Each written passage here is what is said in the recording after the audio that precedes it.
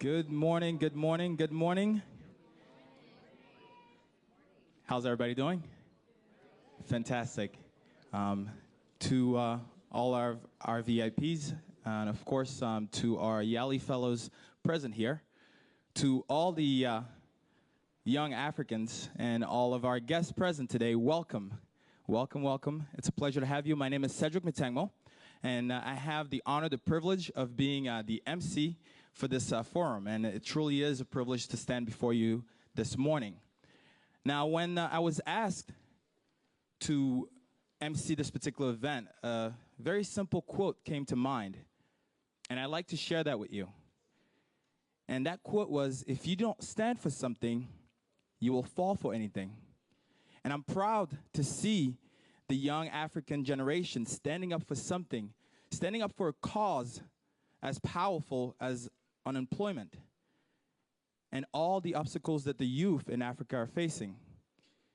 So, ladies and gentlemen, with that said, it is a privilege and an honor to welcome you to the very first Youth African Forum 2014.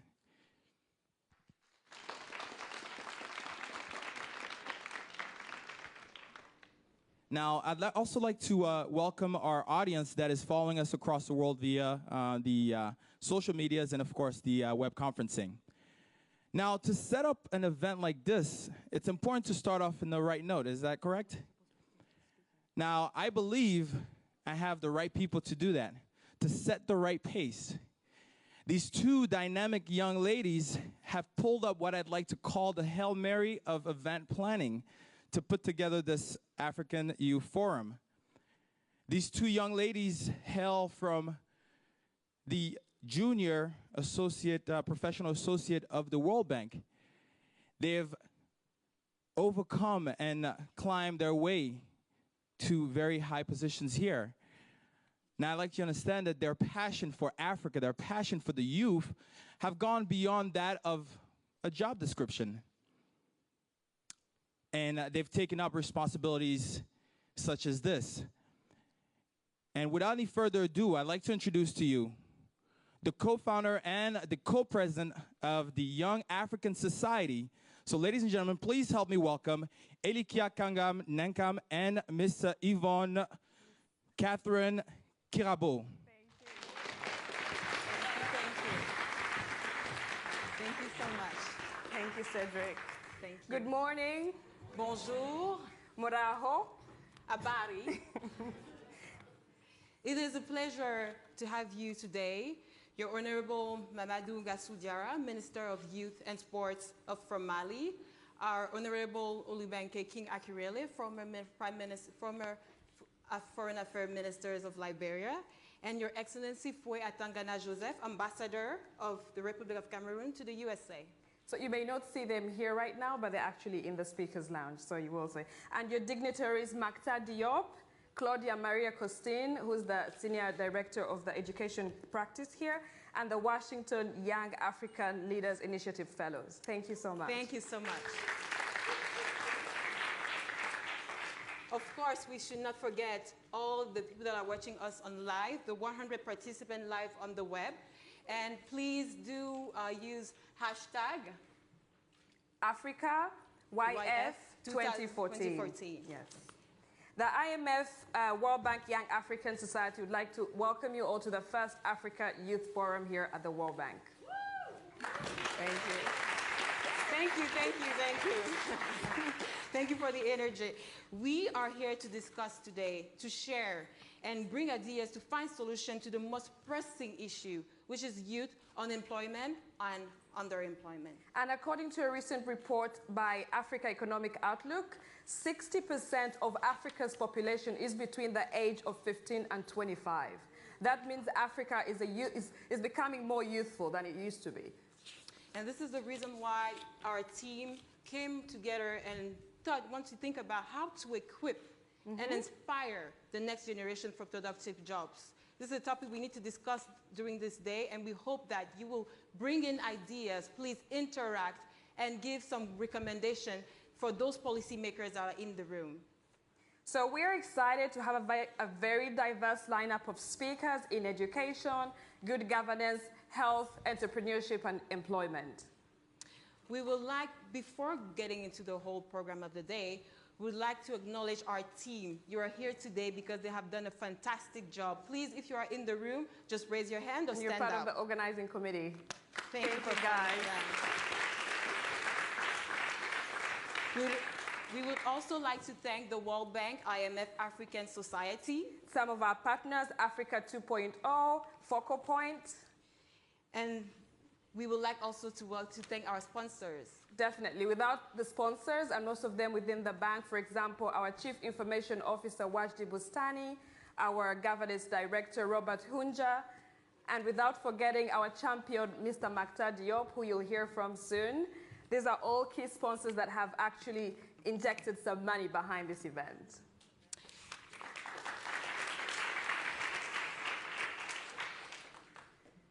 We need to introduce properly our ambassador and an advocate for youth, entrepreneurship, better education policies, and jobs, Mr. Maktar Diop. Maktar Diop is the World Bank's Vice President for the Africa region, and he has been in this position since 2012. Prior to being in this position, Mr. Maktar Diop was a country director for Brazil and Kenya and former finance minister for Senegal. His love for youth has brought him here today, and please, please join me in giving a standing ovation to Mr. Maktar Diop. The stage.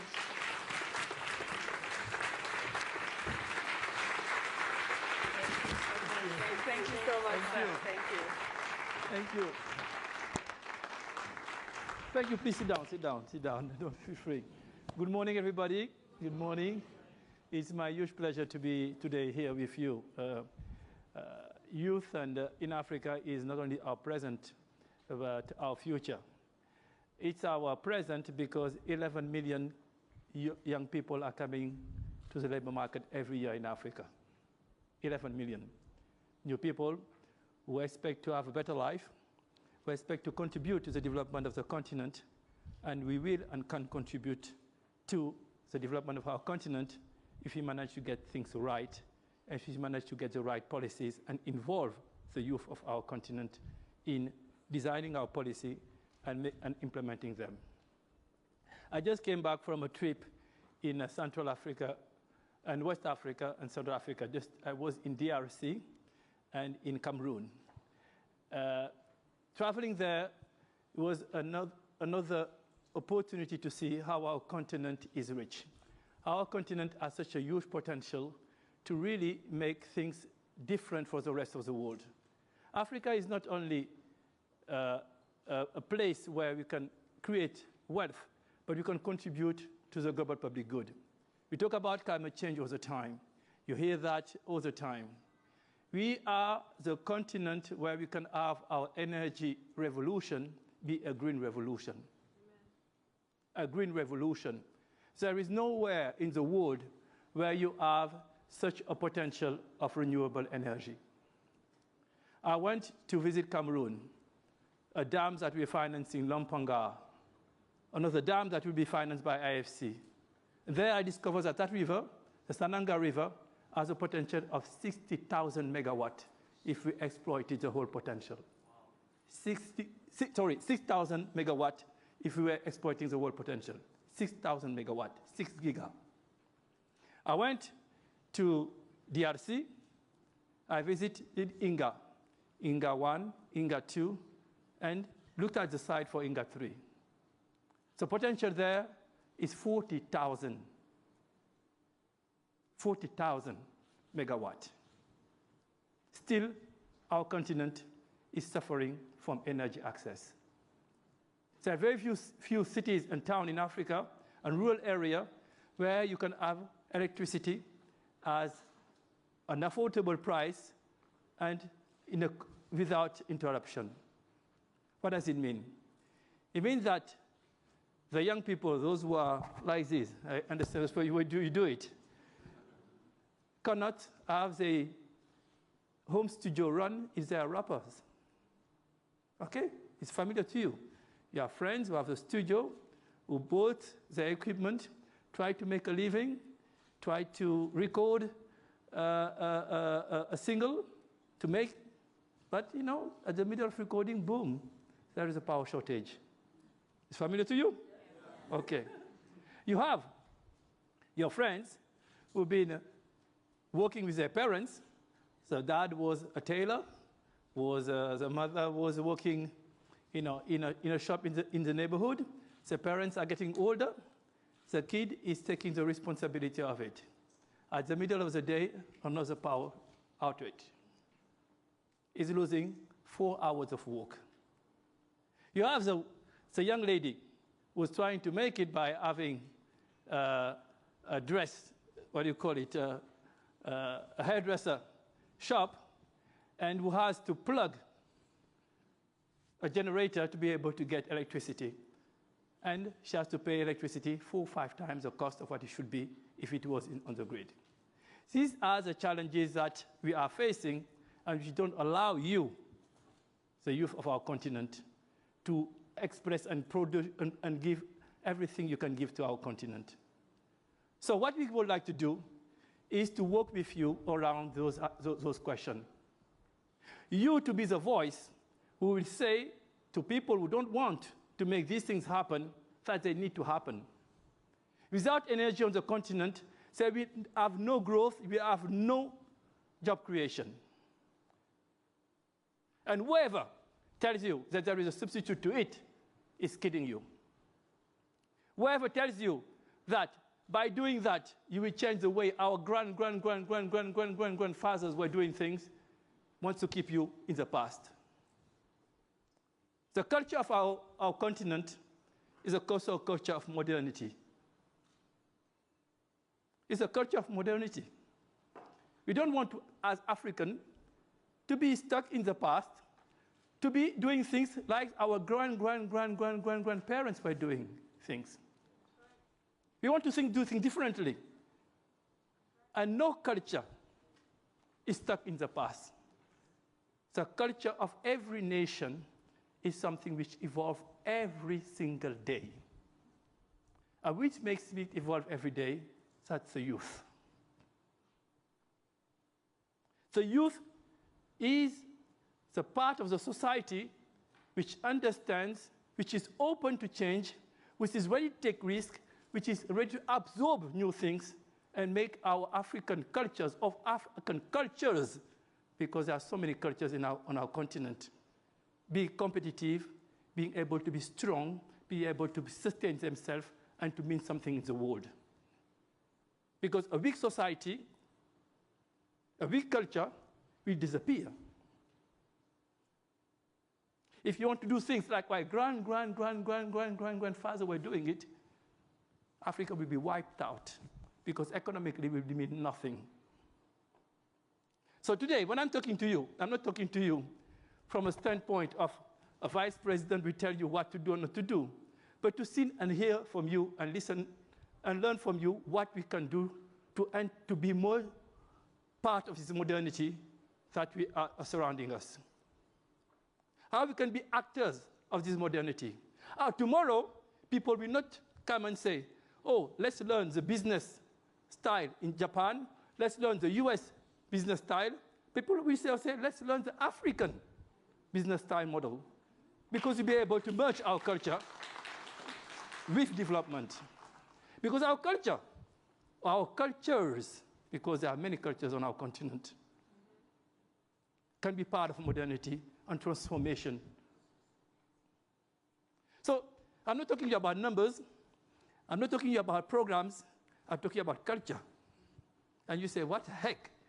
The vice president of the World Bank is talking about culture. Why is culture important? Because culture is the basis of what will be the social contract that will help us to make sacrifice today for future generations. And development is a long-term business. If you have a short horizon view of development, our continent will never go forward. So culture is important to strengthen our society, to make them more resilient to shock, and to avoid going down back to situation of conflict or situation of infighting, or situation of things that when you look at it are so ridiculous that you kill someone with a machete because it's a different ethnic group. How ridiculous is it when you have such challenges in front of us?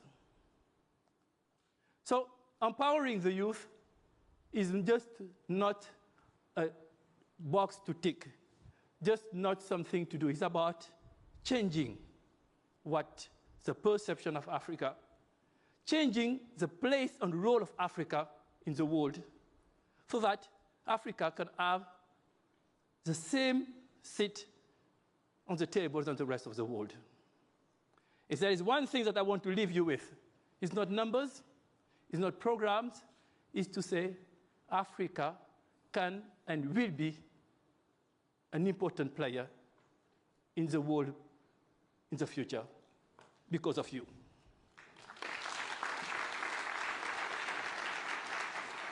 I just want to stop here and tell you thank you for giving me that opportunity to be part of that discussion, to be part of that effort, because I'm learning from you. I'm not telling you anything you don't know,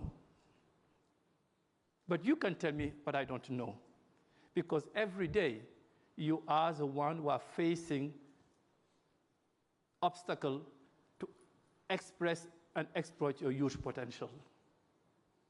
When people are telling me Africa is a lost continent, I say, go and see the farmers in Africa working under the sun with a daba, how much effort they produce every day to get some food. And I will challenge anybody to do the same. When I think Africa is a lost continent, I would like to know which is a country, which are part of the world who have been adjusting their economy as fast as Africa. I come from DRC. This country had 48% of inflation in 2009. They have 1% inflation today. How many countries in the world have been able to adjust their economy as fast? We are resilient, we are strong, we are powerful. And we will be stronger if we empower you. And please allow me to be part of this exercise. Thank you.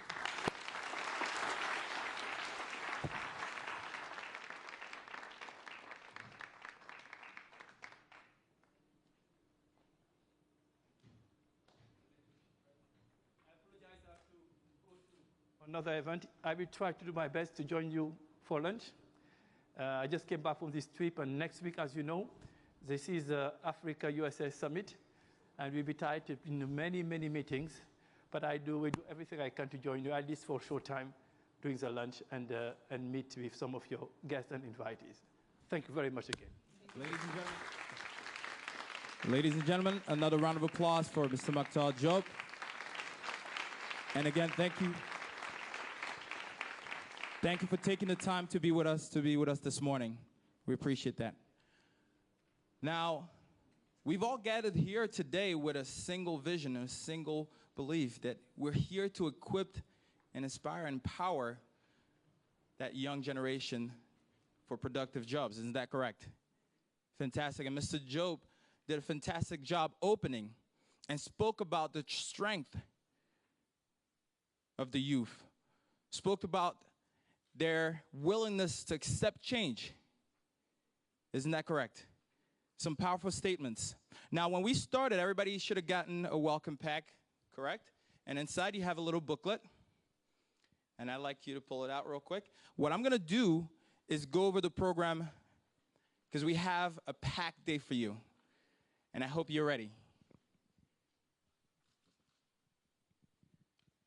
Now, we are going to start with the human capital, that youth that we spoke so much, and that is the center of today's event. And we have a very dynamic panel that will open up this morning. That will be followed by the Young African Society soft launch. So you'll hear a little bit about the organization and who they are and what their goals are. And that will be followed by the entrepreneurship panel. And of course, we'll have a lunch. The afternoon session will be on good governance, as well as the entrepreneurship as far as the innovation and project session, and another investing in the youth. That will be followed by a luncheon. Is everybody on board? Fantastic. So ladies and gentlemen, I'm going to open up with the first panel.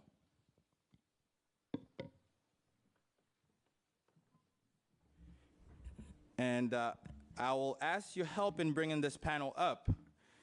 And they will do a fantastic job, I believe, in discussing the human capital that is the youth of Africa. And I'm so glad to see so many young Africans here and so many friends of Africa here.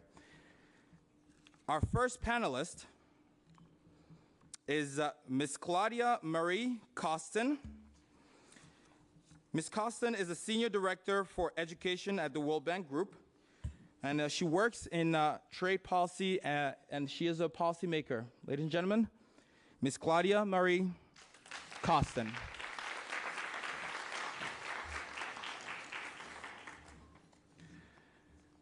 Our second panelist, Ms. Olumbange King Akerele, is a former Minister of Foreign Affairs in Liberia.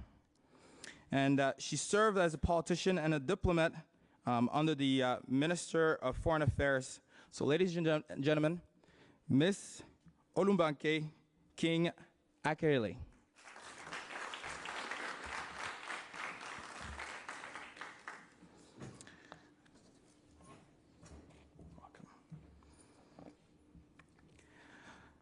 Our third panelist is Nina Oduru.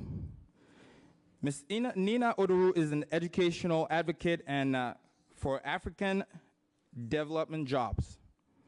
So ladies and gentlemen, Ms. Nina Oduru.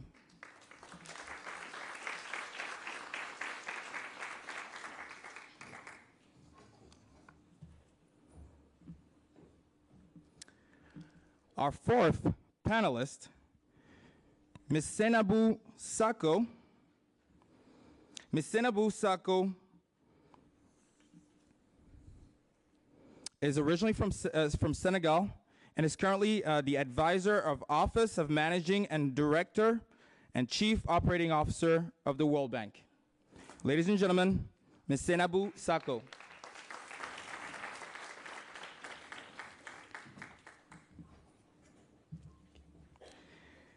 The fifth panelist is one of the YALI, the Young African Leadership Initiative Fellow, Mr. Joshua Nassari. Mr. Joshua Nassari is a parliamentarian for the Republic of Tanzania and Deputy Shadow Minister for the Education and Advocacy of Vocational Training. So ladies and gentlemen, please welcome Mr. Joshua Nassari.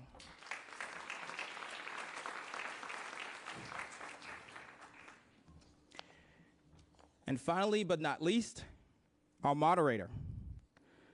Our moderator is Bay Kamara. Ms. Kamara is a program manager for African Region International Youth Foundation. Ladies and gentlemen, your moderator, Ms. Bay Kamara.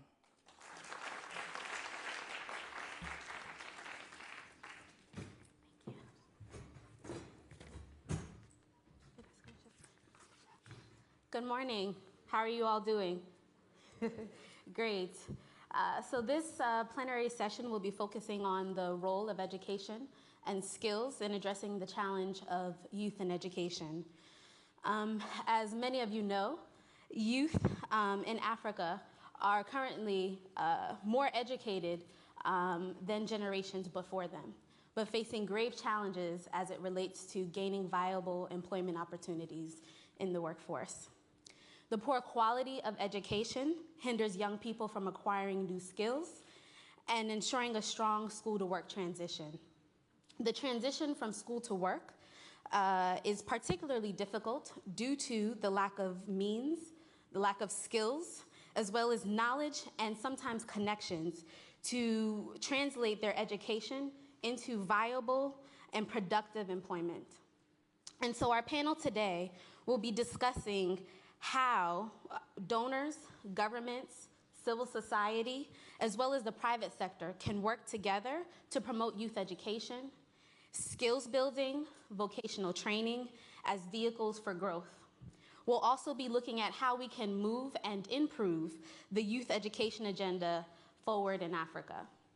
And the third question our panelists will try to address in this hour, and I guess in 30 minutes that we have, is sort of what are the policies and connections that need to be made to provide greater access to education and social inclusion for young people, particularly those in rural and remote areas. And so we're joined today by our distinguished panelists. I will give you some brief introductions to who they are, but I encourage you to read more about them in your program booklets. So our first speaker this morning will be Ms. Claudia Costin, who is the Senior Director for Education at the World Bank. Before joining the World Bank, she was the Secretary of Education for the city of Rio de Janeiro. Ms. Costin also has extensive experience in the education sector, including working with the governments of Angola, Mozambique, Guinea-Bissau, Cape Verde, and Sao Tome and Principe. Thank you. Our next speaker after that will be Her Excellency Olubanke King Akerele, who is the former Minister of Foreign Affairs of Liberia. Her Excellency is a trained economist with extensive experience, particularly looking at the economics of education. She is a graduate from Brandeis University with a BA in economics and earned a Master's of Arts in the economics of education from the Teachers College at Columbia University. And she's also earned a degree from Northeastern University as well. Our third speaker will then be Ms. Nina Oduro, who is the founder and president of AfricanDevJobs.com, which is an online platform for those who are seeking development jobs in Africa and career advice. She has done extensive work in the education field as a trainer and facilitator for programs both here in the United States as well as in Africa. Our fourth speaker will then be Ms. Senabu Sako, who is currently the advisor of the Managing Director and Chief Operating Officer of the World Bank. Prior to joining the World Bank, Dr. Sako taught economics at the University of Pennsylvania, where she holds her PhD and Master's of Arts in economics. And our last speaker, which I think is very fitting, is the Honorable Joshua Nassari, who is a Yali Fellow and the youngest member of parliament in Tanzania, where he represents over 300,000 people and is the Deputy Shadow Minister for Education and Vocational Training. So we'll be interested in hearing more about not only your experience, but your viewpoints as it relates to this topic. And so each speaker will have 5 minutes to present, and so now I'll pass it over to Ms. Costin. Okay. Good morning, everybody. I'm thrilled to be here in this Africa Youth Forum. I'm passionate about Africa as I'm passionate about education. I lived in Africa in 84, 85 in Angola. So, and is there anybody from Angola here? No. Oh, what a pity. I really love Angola and Cape Verde, where I also visited very often. I very recently joined the World Bank, coming from Brazil. But one thing that I liked a lot about the World Bank are the so-called twin goals, which are reducing poverty and promoting shared prosperity. And education is key to those two goals.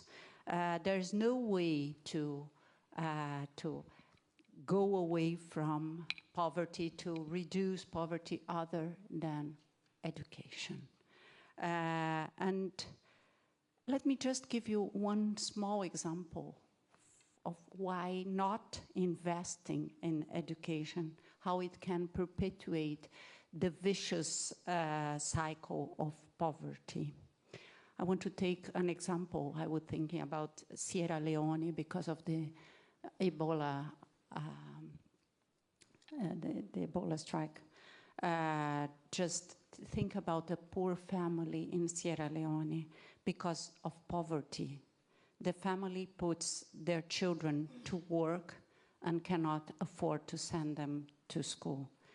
What will happen with these children? These children will grow up without basic skills and any education, and that will limit their employment opportunities, and they are forced to take low payment manual jobs. Another thing that might happen to this hypothetical family is that girls will be married too soon and have an even greater number of children to support with a meager income, and this will perpetuate poverty. That's what we don't want. So education can change this vicious circle. To get out of this circle, it's important to invest in education, but not only augmenting enrollment. It's important what we teach and the quality of the education we deliver. So learning matters a lot. It's not only about putting kids in school, it's having them learn. Schooling is not learning. We need to get kids learning. Over the last decade, there are good news. Africa had made significant gains in primary education, both in terms of getting more children and more girls into schools. Yet much remains to be done, both in terms of access and in learning.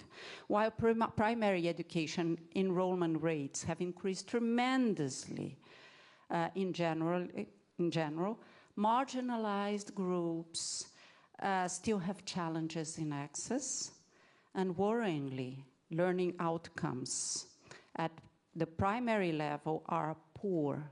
Kids are not learning to read and write. So this won't be a life changer if they go to school and up to 5th grade they are not ready to read and write. There's something wrong and something we need to change. And not only in Africa. I have to tell you that even in Brazil, this is an issue. Kids are at school, but they are not learning up to their potential. Beyond schools, the region has experienced a dramatic increase in the demand for higher education and skills development. Countries in the region are striving to become knowledge economies. Nevertheless, they face challenges in expansion, equity, and excellence owing to wide disparities in access between urban and rural areas, and by gender, teacher shortages, poor quality assurance, and low citation.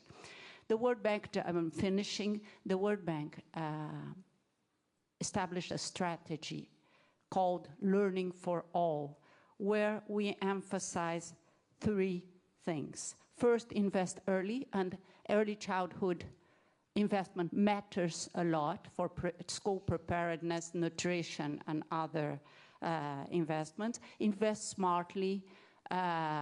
We need intelligent and well-managed investments, and invest for all. Everybody deserves access to education. Special needs children, impoverished children, street children, everybody needs access. Africa is doing a lot, but the world demands urgency, and this urgency needs to be pressed by you, young people, who are committed to a much better future for Africa, and Africa deserves. Thank you very much.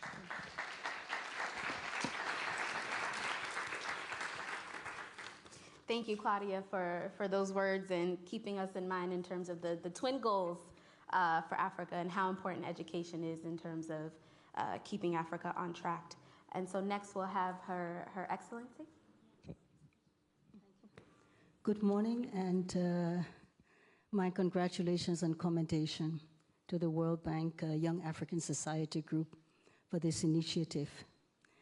I wasn't going to take up this issue, but since Claudia mentioned the link between education and the Ebola crisis, it is very, very real and very serious in the Mano River Union countries.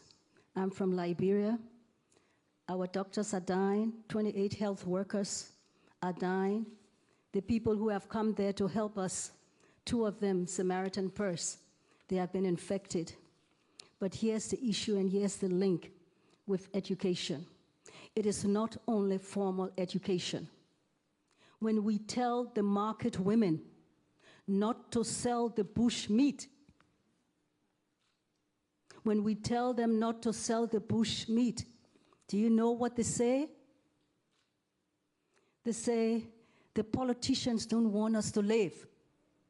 They are selling the bush meat. This is all along the Mano River Union countries, Liberia, Sierra Leone, and Guinea. So the issue of vulgarization in terms of education is very, very important. It is not only the academic, but you have to permeate the society so that people can become knowledgeable. This is the basic critical reason why the spread of Ebola and the difficulties that the governments are having in terms of containing it, this is real. So I said I wasn't going to take up the issue, but I had to because it's very real. One of your doctors in Sierra Leone has just died, okay? And the incubation period, 21 days. We don't know who's got it. A senior official went from Liberia for the ECOWAS meeting from the Minister of Finance, got in Nigeria, had contaminated a plane load of people, and he died. So education is critical, the understanding and so on. I would like for a moment to pay tribute to a former late UN World Bank young professional who started off from Guyana, Dr. Lawrence Clark. Dr. Lawrence Clark of the World Bank and I worked together. I'm coming from 25 years with the UN system in Zambia, where he was World Bank country director in Zambia. I was head of the UNDP and resident coordinator. From there, Dr. Clark went and was advisor to my president. Dr. Clark died late last year in Mozambique. He constitutes part of Africa's 6th region, and while he was from Guyana, he was an African. And the African Union designated people of the diaspora as Africa 6th region. And I'm mentioning it in particular because I want to say to you young people, you are young professionals today, but given the World Bank program of the young professionals, here is an example of someone who started off as a young professional back probably in the 60s, ended up serving all over Africa, governor of the Central Bank of Botswana, World Bank representative in Zambia, Mozambique, Angola, and all. And I'm saying this because this is real. The exposure you're getting in terms of this opportunity as a young professional. I launched my book earlier this year in Zambia. It's called The Growing of Africa's Emerging Leadership. The proceeds of this book went in Zambia to the establishment of a fund in honor of Dr. Lawrence Clark, the late Lawrence Clark, and the former president of the African Development Bank, Willa Mugumba. That fund is to be used to support opportunities for internships and attachments for young Africans in the sub-region to do that transition that you heard about. There is very little opportunity on the continent for our young people to get the kind of exposure. You are a privileged group getting this exposure, but on the ground level, you need to have more of that on the continent, and that is what this fund is about. It facilitates this transition that she talks about, because our young people don't get it. It's very real, and it makes a difference. As Minister of Commerce and Industry and Minister of Foreign Affairs in Liberia, let me tell you, we get letters all the time from young Europeans and Americans, whites, okay? To come to Liberia for a certain period of time to do attachments. And let me tell you, the exposure they get sets them out for life. Why? They get a chance to work in the office of the foreign minister. They get a chance to sit down with the cabinet, with the office of the president. How many of you get that opportunity? It doesn't exist. So this is a critical element in doing this transition that you're hearing about.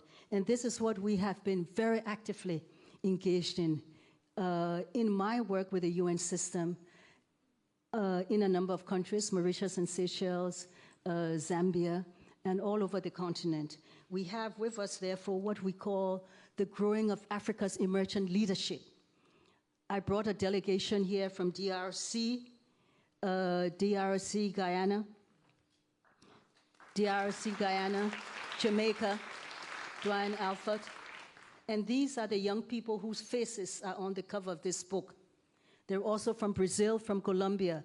All of this emphasizes this transition opportunity, the opportunity to work, to be able to get the exposure, to participate in major activities in terms of what's on the ground floor. It's very important. We have an entity in Liberia called the Angie Brooks International Center for Women Empowerment, Leadership Development, International Peace and Security. I'm on the board, the coordinator of that should be here any moment. But what I want to say is that entity, more than 10% of our activities is committed for youth and young professionals to expose them to the current issues on the continent, peace and security. We have something called the Women's Situation Room where the young professionals, I don't go for the word youth. And the reason is very simple. As far as I'm concerned, you are not youth. You are what I call the emergent leadership of the continent.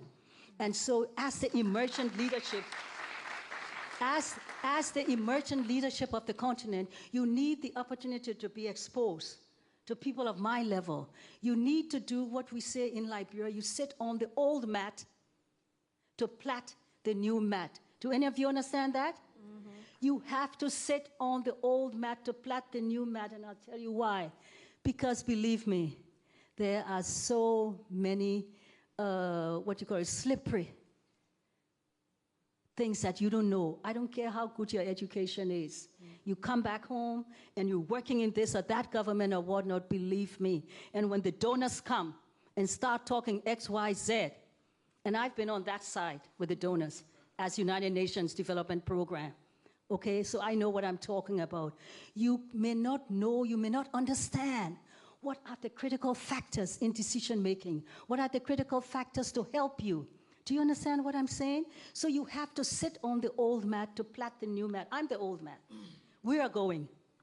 We are going. And that's why I call you emergent leadership. Do you all understand? We need a new breed. We need a new breed, but that new breed has also got to learn how things happen. What are the factors? It's very important. If you don't know the factors to help your decision making, you cannot play the role that Africa needs you to play. I want, in closing on this, and I will be available, my books will be available. We have a brochure available of the stories and history of the profiles of young people that tell you the challenges of young people from Brazil, from Colombia, from Nigeria, from Guyana, Ghana. Valerie, is Valerie Labby here? Valerie Labby is one of the young professionals who we covered. But I want to say this is very important. As part of your education, there's something that is happening that you all have to be concerned with. We all have to be concerned with as Africans. There appears to be a distinction happening in America here among those Africans who come from the continent and those who were born here of African parentage. And there's a division that's happening. We need to do something about it, because if you don't, let me tell you, Africa will lose the strategic thinking. We have to be strategic in Africa, and that's your generation. We have to think strategically. If you don't think strategically, remember we've got all the foreign investors are coming. We've got the Chinese, we've got the Indians, we've got the Turks. All of our countries are big on this foreign private investment. Where are our people in it? Where is the participation?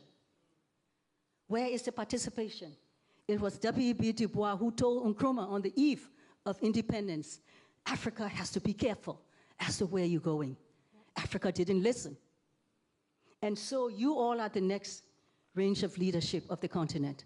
So please take notice, education, yes, but education has to be broader. It's not just the academic. And if we do not give you all the proper skills and exposure, issue of integrity will slip. Thank you very much. Thank you.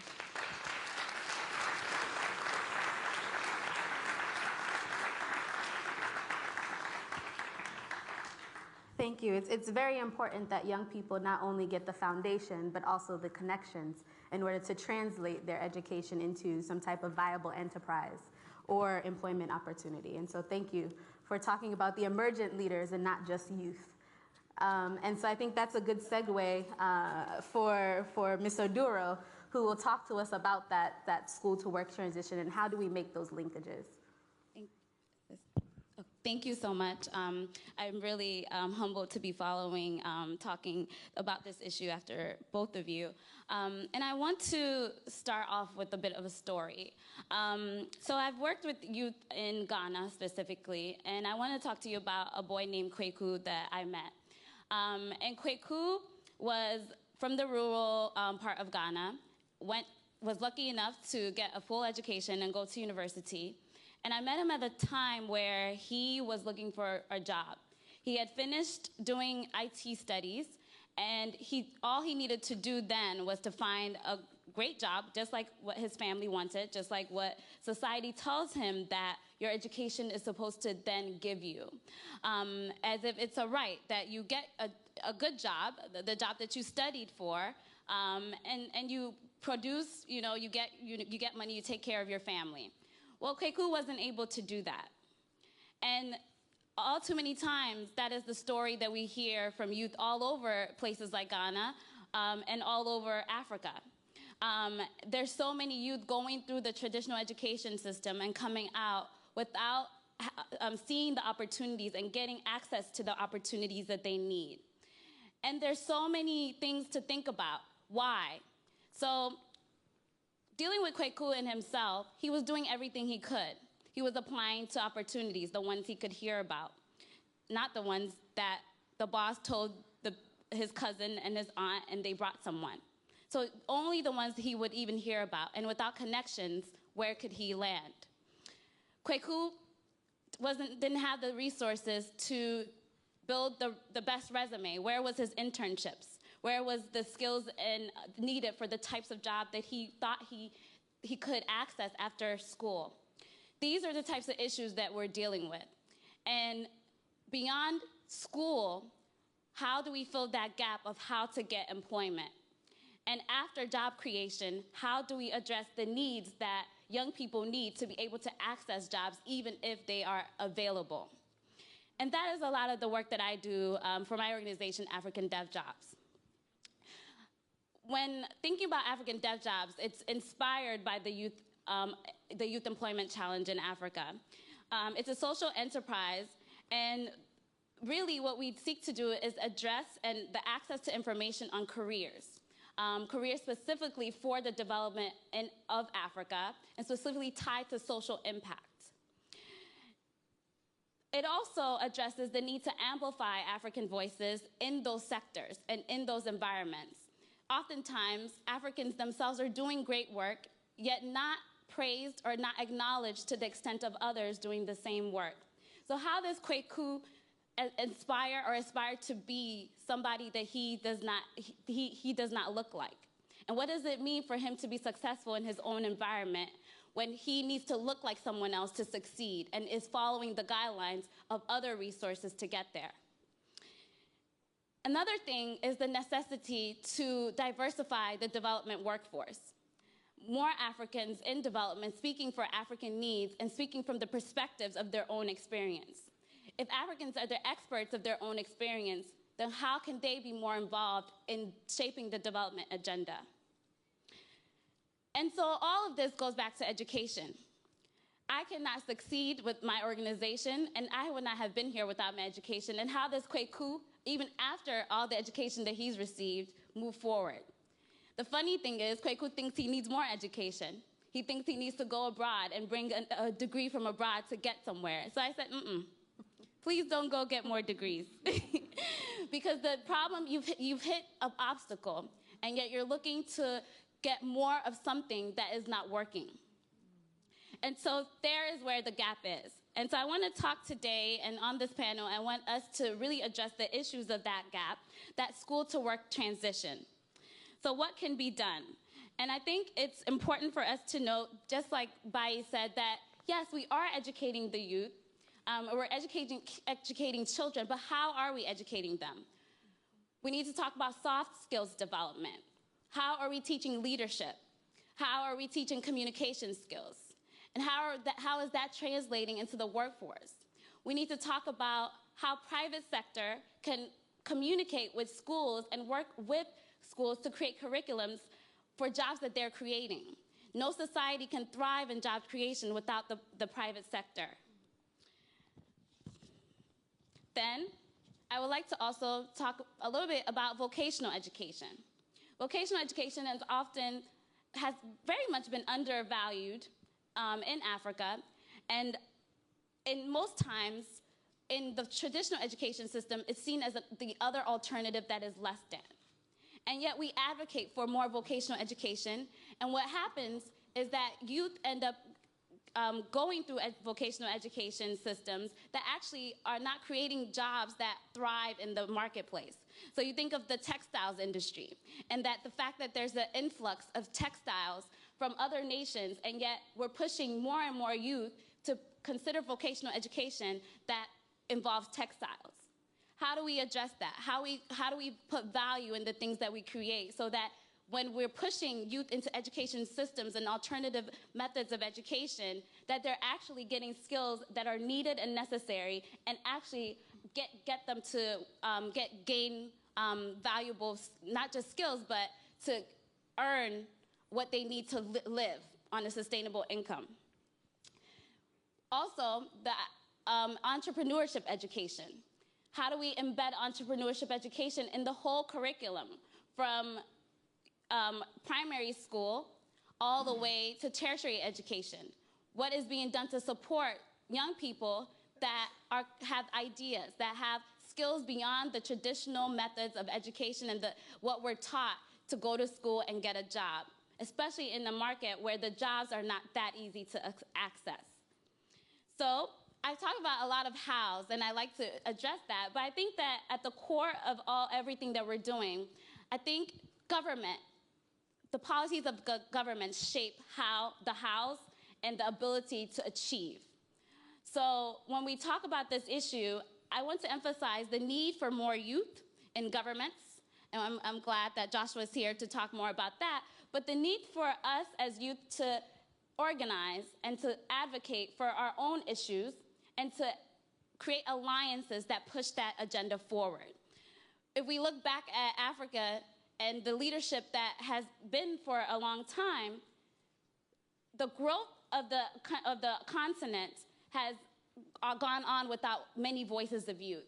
And so if we're gathered here today at this present moment, and we're saying that we are leaders ourselves, we are the next generation, how do we get more involved in the governments, despite the sectors that we're in, to push the agenda of youth employment and the access to education, primary education, all the way through tertiary, and how to reform that so that we can access the jobs market and be productive and have decent work. Thank you. Thank you.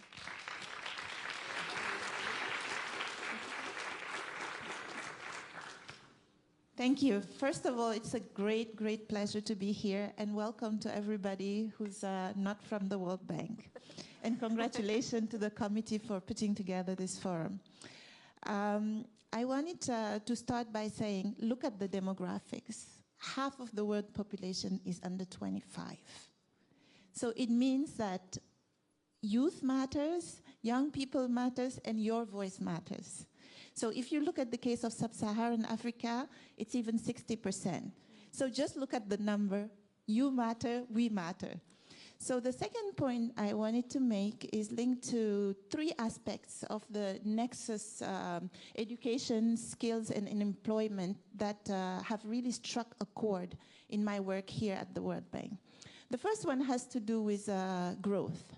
For the longest time, everybody has talked about growth, and we know that we need to grow faster if you want to create jobs and if you want the private sector to come in. So three things have come across in the past years. The first thing is it's not enough to grow faster. You have to grow better. You have to have a growth that is inclusive. You have to have a growth that is pro-poor and pro-jobs. You want a growth that gives you good job. So that is something new. The second thing in that pro-poor growth is that as you grow faster, you're able to accumulate more fiscal space so that you can invest in soft skills like education, like health, like social protection, but also in hard stuff like infrastructure that the private sector needs. The private sector needs both the soft and the hard stuff to get going and to create good jobs. So one thing that has become evident is that it's not just enough to spend that money. You have to spend it efficiently and effectively. And that's something that has become more obvious. I recently learned, speaking to Minister of Finance, that one of the biggest successes of the MDG is to push for access. And many countries will come and tell you very proudly, the biggest share of my budget is going, for instance, to education. In my country, it's the biggest share, and it's 40% of the budget. And that is great. But we have to move from input to outcomes. We have to move from saying 40% of my budget is going to education to what is it that I'm achieving with that money?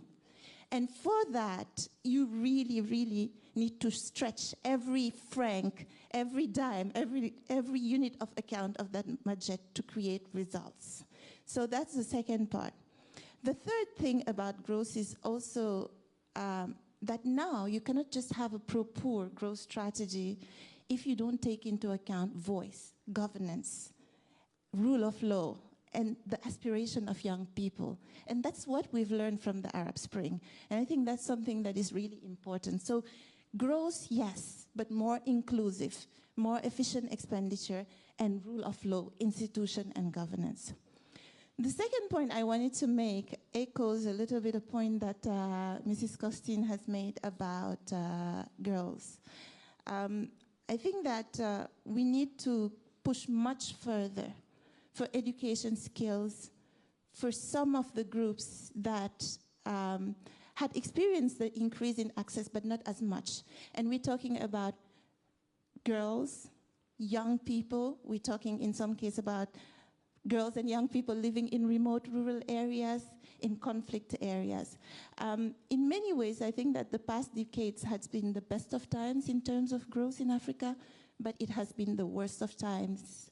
If, for instance, we see what has happened in Nigeria for these girls that have been abducted. So that is something that we really need to look harder and push further. I was lucky to join our managing director and chief operating officer at her last visit in the African continent.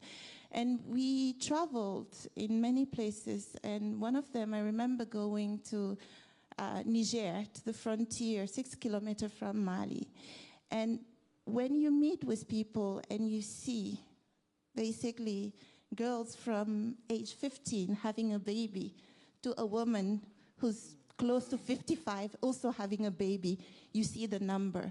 So this means hard conversation on high fertility rate, hard conversation on early marriage that are a reality in our culture.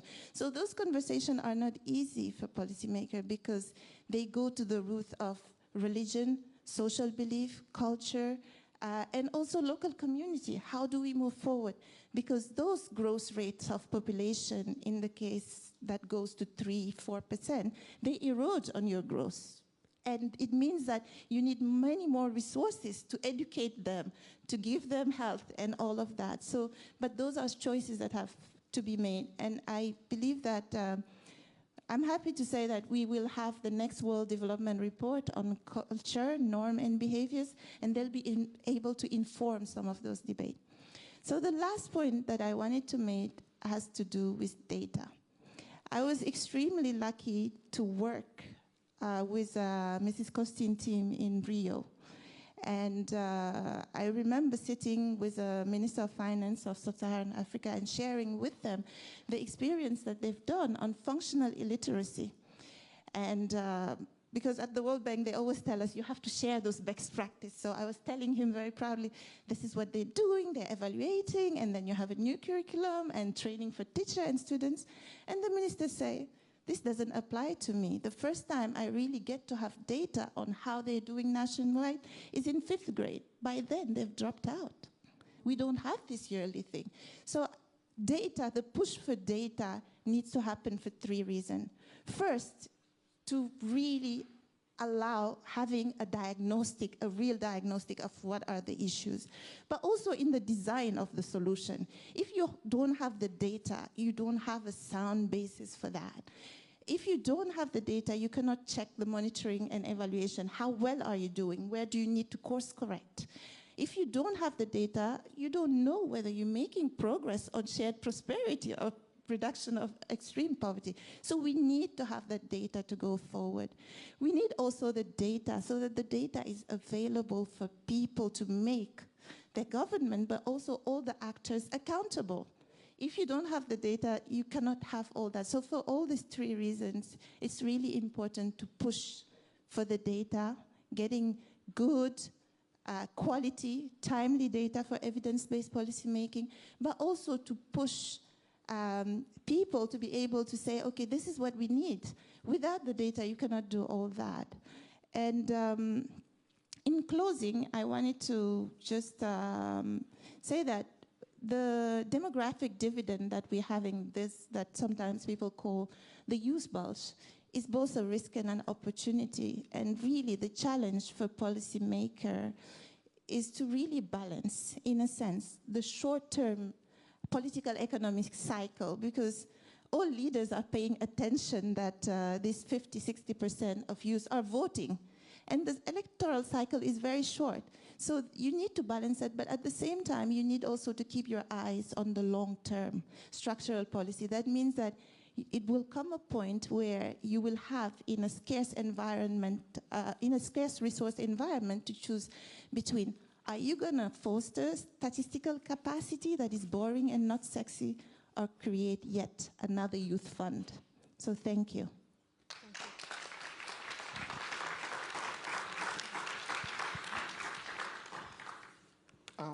Thank you. My name is Joshua Nasari, and I'm from Tanzania. And I'm honored to be here. 6 years ago, you couldn't ever think that someone like me could have been sitting at the World Bank as one of the panelists. I'm being serious here. I'll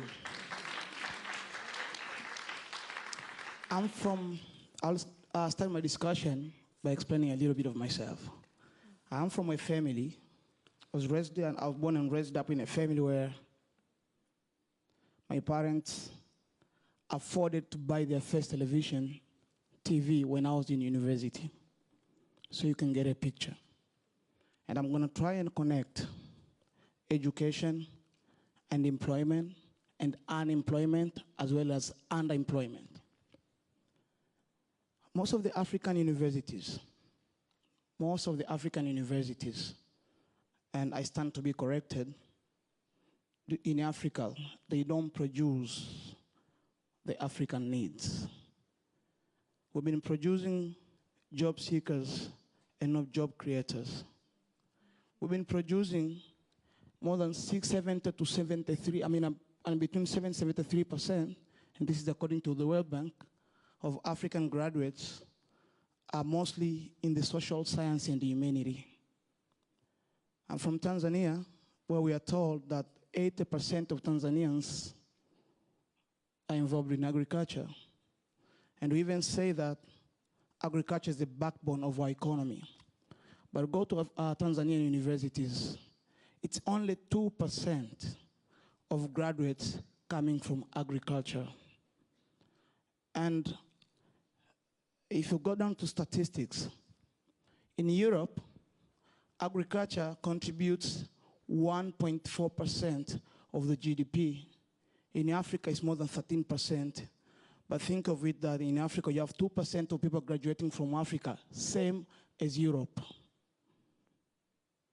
But one other issue that we've had in Africa is the stigma with vocational training.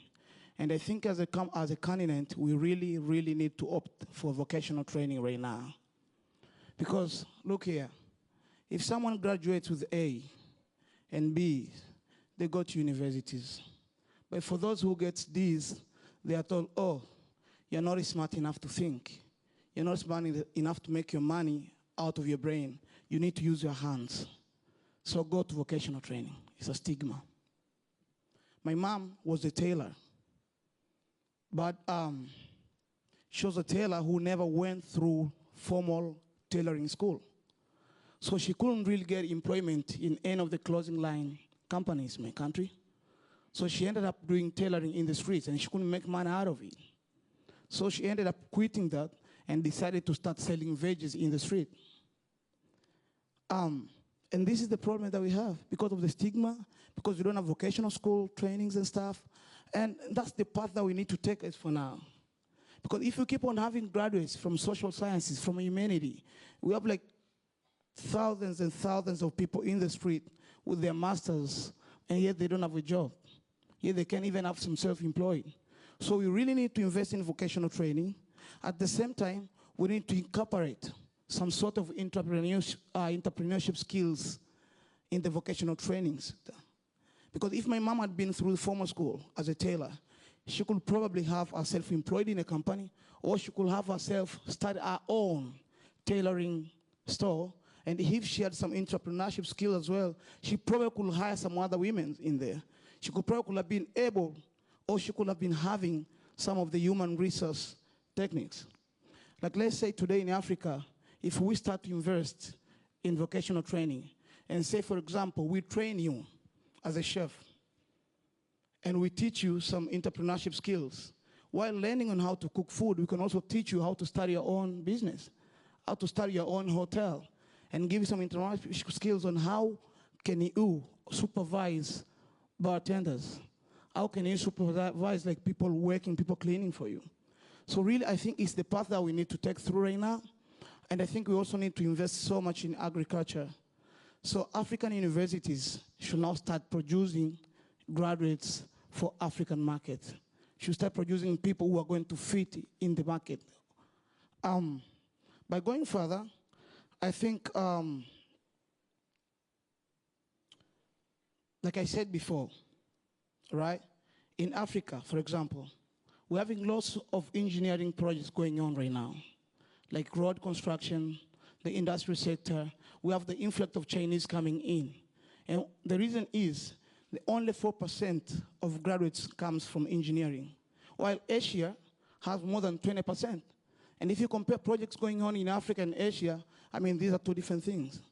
So honestly speaking, as for me, I would love us here as a group to talk more on the way forward and how can we destigmatize vocational training and take that as a path for the next generation of Africans. Thank you.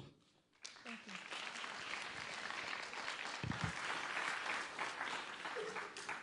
So you and Nina talked about sort of this shift in terms of looking or prioritizing in your point of view in terms of looking at vocational training and incorporating entrepreneurship at a much earlier age for young people. And so I would like for you both to sort of delve a little deeper in terms of talking about how we can, one, how do you incorporate entrepreneurship? Where is it? Secondary school? Do you start at primary school? As well as in terms of looking at vocational training, how can we ensure that it's not just for urban young people, but how do we also sort of better some of the institutions and create greater access for rural young people as well?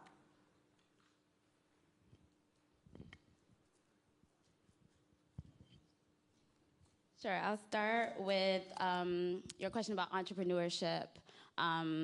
where do you start with entrepreneurship?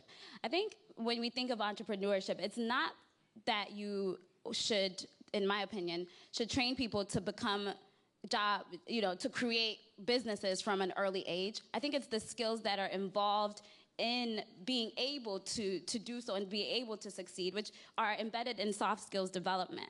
And so when you look at soft skills and sort of the social, emotional, behavioral skills of people that create businesses, of people that have the ability to create math things that help and support other people, and not necessarily the idea that you teach management in primary school.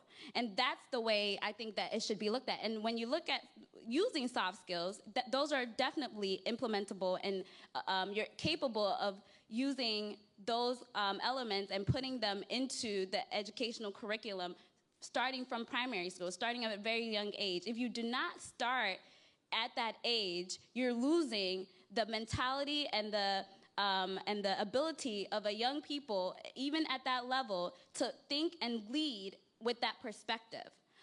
Imagine raising children that are already think and know that they're leaders and aspiring to create businesses and opportunities that are beyond themselves.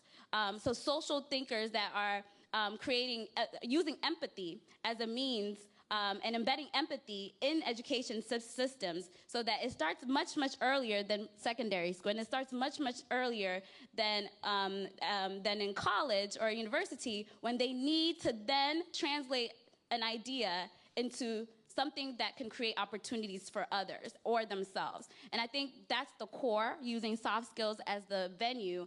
And with that, I think you can start from day one. Like I said earlier, one of the biggest problems is the stigma. So if you start creating that kind of mentorship from the young age, that you can probably start a vegetable garden at your house. You can start making like $1 or $2 a day or a week. It means you are destigmatizing that. So everybody won't be thinking of going to university, because look here, every African kid, when you think of having a successful life, when you think of having a good job in the future, you think of going to university to become a lawyer, to become a social worker, to become a politician, to become a member of parliament. And that's not right. And it's because this is the kind of the mentorship that we've had from our parents, from our families, So I really, really think that you need to start creating that, because look here, I came to the US. I've been here for 6 weeks. I was in Arkansas. One of the things I learned, for example, because I've been asking myself, why do I see lots of volunteers from America coming and work in Africa? Why do I see lots of college students from the US coming and volunteer in Africa? And being here, I learned this is one of the things that have been in their mind since they're little. Because I went to to a pantry store at the University of Arkansas. There was a young lady, a young kid of 5 or 6 years, I think, you can correct me, but she was there volunteering. And I was asking her, so what are you doing here? Like, I'm just arranging things around, and are you getting paid? No. But in Africa, you can correct me if I'm wrong, but seriously, in Africa, who gives you that kind of mentorship that you need to volunteer, you need to help others, you need to stand, so it's kind of, I think it's mental, so it should start from the very, very young age. Thank you. Thank you. And so I think you touched on a very important point in terms of looking at sort of these cultural contexts as well, in terms of education systems across the continent, even across the world. And so I'm curious, Claudia, to just talk a little bit about sort of, as we face these resource constraints in lots of countries, and politicians are sort of looking at sort of where to place their resources, whether it's primary education, secondary, how do you prioritize in terms of looking at constraints faced by African educators in terms of facilities, textbooks, salaries, as well as also looking at the decisions that politicians have to make in terms of where to place their resources in terms of promoting education and skills on the continent? Okay. First, there's no money for everything. You're right, and constraints are there. And we need to work in every area. Early childhood, basic education, skills, vocational education, higher education. Everything seems important at the same time, and there is no money for everything. So that's why I mentioned a part of our strategy, which is invest smartly. Since you cannot do everything at the time, there are pressure groups that might even shift you away from what are the national priorities. And there is not one size fits all recipe. Okay, if you do this, it's valid in any country. It depends on the issues that are emerging in any country. But one thing that Yaye mentioned that I think it's very important is you can only invest wisely if you know what is your situation precisely is, and learning outcomes count. If your children are getting to school and not learning, there's something wrong. So you need to measure if they are learning. This is extremely important. If kids are going to vocational schools and it's the wrong skills mix that is being taught, as both of you mentioned, there's something wrong. If we are not taking advantage of the informal education, you mentioned, Nina, connections. Connections are also important in some societies, in most societies, I dare to say. How are we teaching kids to get the right connection and preparedness for work? So, but we need to assess this so as to act precisely where it is needed. And just a quick comment on what was discussed by Joshua and Nina. I think the education needs to teach children that they are the master of their own lives. To own your own education, which means nobody, when you are a grown-up, will thrive for you, will do everything you need. You need to be the master of your life, so as to, you need to be autonomous. But you learn this since you are 4 years old on. You cannot teach this at university level. Otherwise, we will raise a generation of dependent people, people who will not feel that they are leaders, as the former minister Olubanke King Akerel was mentioning. You are only a leader if you believe that you have the inner force and you have to develop this inner force. This is just to say that you need to be a lifelong learner and you need to be in charge of your own education. And this cannot be taught at a very late age. You need to teach children, as you mentioned, to be volunteers, to decide what career they want to follow. We developed this in Rio with the Life Project. Every child, since very early, they develop their life project, what they want to be. They want to be Neymar in soccer. Yes, that's what every boy, when they are, okay, let's teach them how to plan to be Neymar. They won't be Neymar forever. They don't want to be, but they will change. They will learn to plan. It's not, I just want to be Neymar and let's hope a miracle happens. No, miracles don't happen that often. Then when you turn to 12, you discover that you don't have the talents, but you have learned how to prepare to be what you dream of becoming.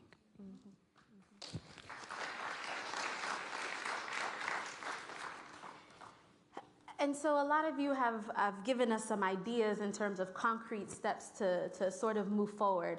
And so as we look at the post-2015 development agenda, what's one one recommendation you would give in terms of the youth education, how youth and education should be incorporated and to alleviate poverty inside of the post-2015 agenda. Thank you very much. I'd like to say that I'm going to make a point following this, and then I come back to you, because as you know, my president, Ellen Johnson Sirleaf, has been very actively engaged in the post-2015, and the African Union has asked her to be the advocate in helping to develop the Africa Common Position. But what I want to say from this particular discussion, I'd like to challenge all of you young Yali people that when you go back, you cascade downwards what you have learned and the experience that's coming out of here. So that, for example, each of you go back, take responsibility for example, identifying a group of young people, passing this on, and helping them to begin to think differently. The soft skills to help do what we just heard they did in Brazil, in terms of where they want to go. Take some of your neighborhood people. That is the onus of taking what you've come from here and showing through leadership, because you're a leader. When you become a leader, believe me, if the people lower down there are not there with you, you will be hampered in getting done what you want to do. I am very, very serious about what I'm saying. I don't care how good you are.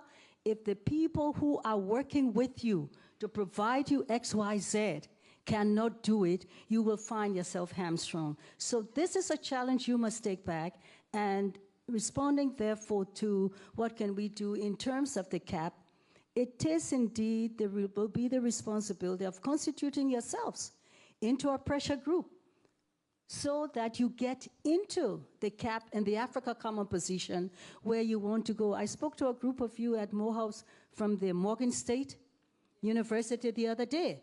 The Nigerians among you said to us, you had a major conference in Nigeria in terms of the way forward. They were not there.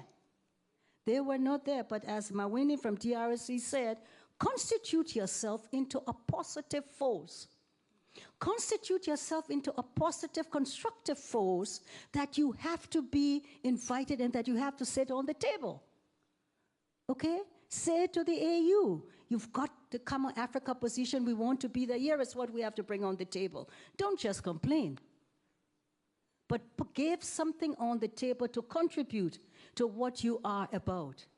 Okay, we have our young people from post-conflict society like Liberia actively involved in this. They went to Costa Rica the other day to do a Put My L in There project, all bringing the young people, the young professionals, the immersion leadership into helping to set that agenda. Thank you.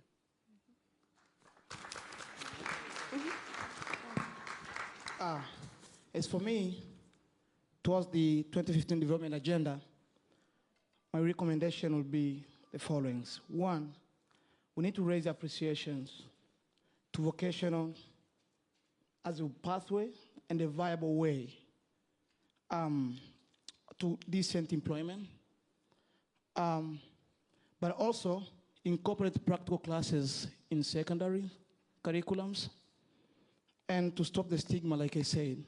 Because a friend of mine will ask you an example, and he did the other time in class. He's like, how many of you guys in Africa drives, you own cars? Half of the class raised up their hands. And they was like, how many of you guys have had to fix your cars? Everybody raised up their hand. And they was like, and how many of you guys had to ask friends around, like, do you know where can I get a good mechanic? Is he good? Is he, does he know what he's doing? And everybody raised their hand.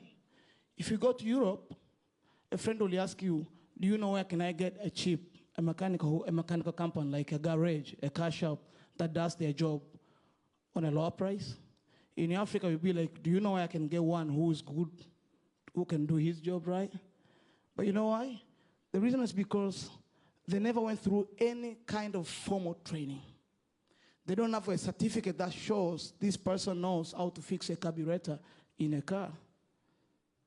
So I think we really, really need to start incorporating those kind of things in our curriculums. Does anyone else have?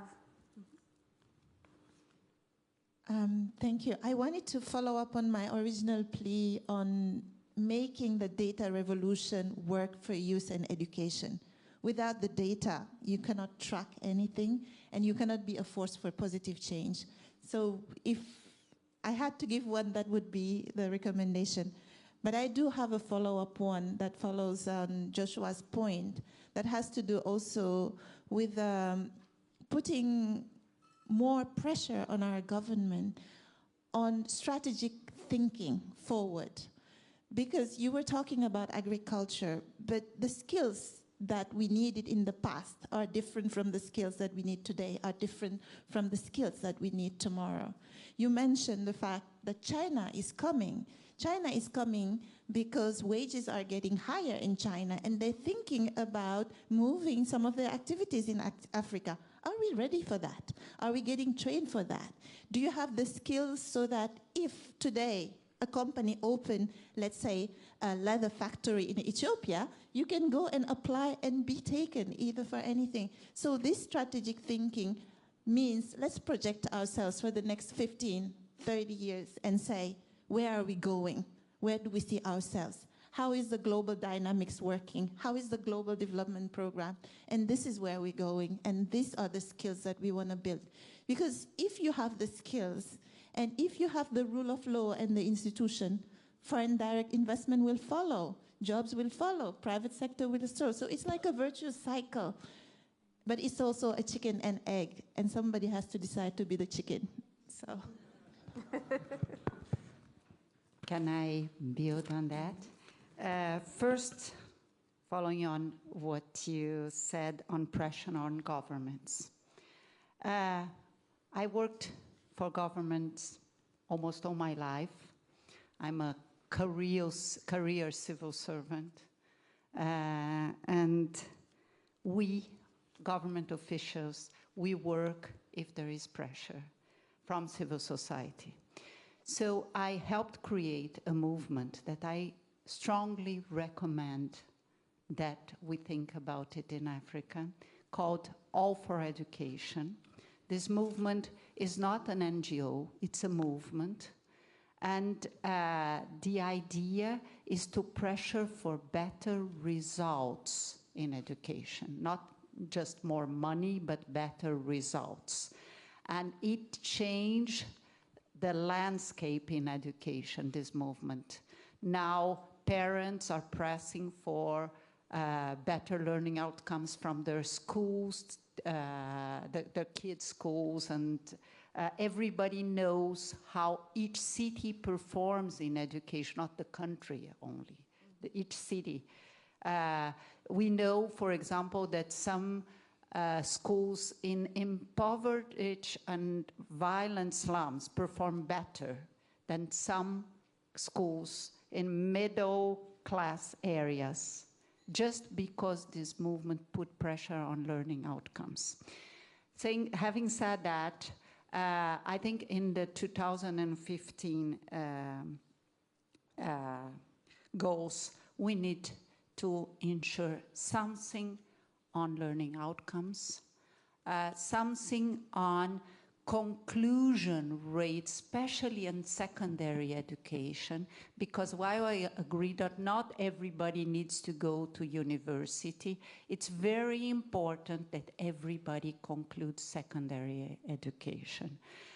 There is a study here in the World Bank from the 2000s that shows that if a mother concludes, a girl concludes secondary education, the next generation won't be poor. So there won't be contamination of poverty to the next generation. So this is very powerful.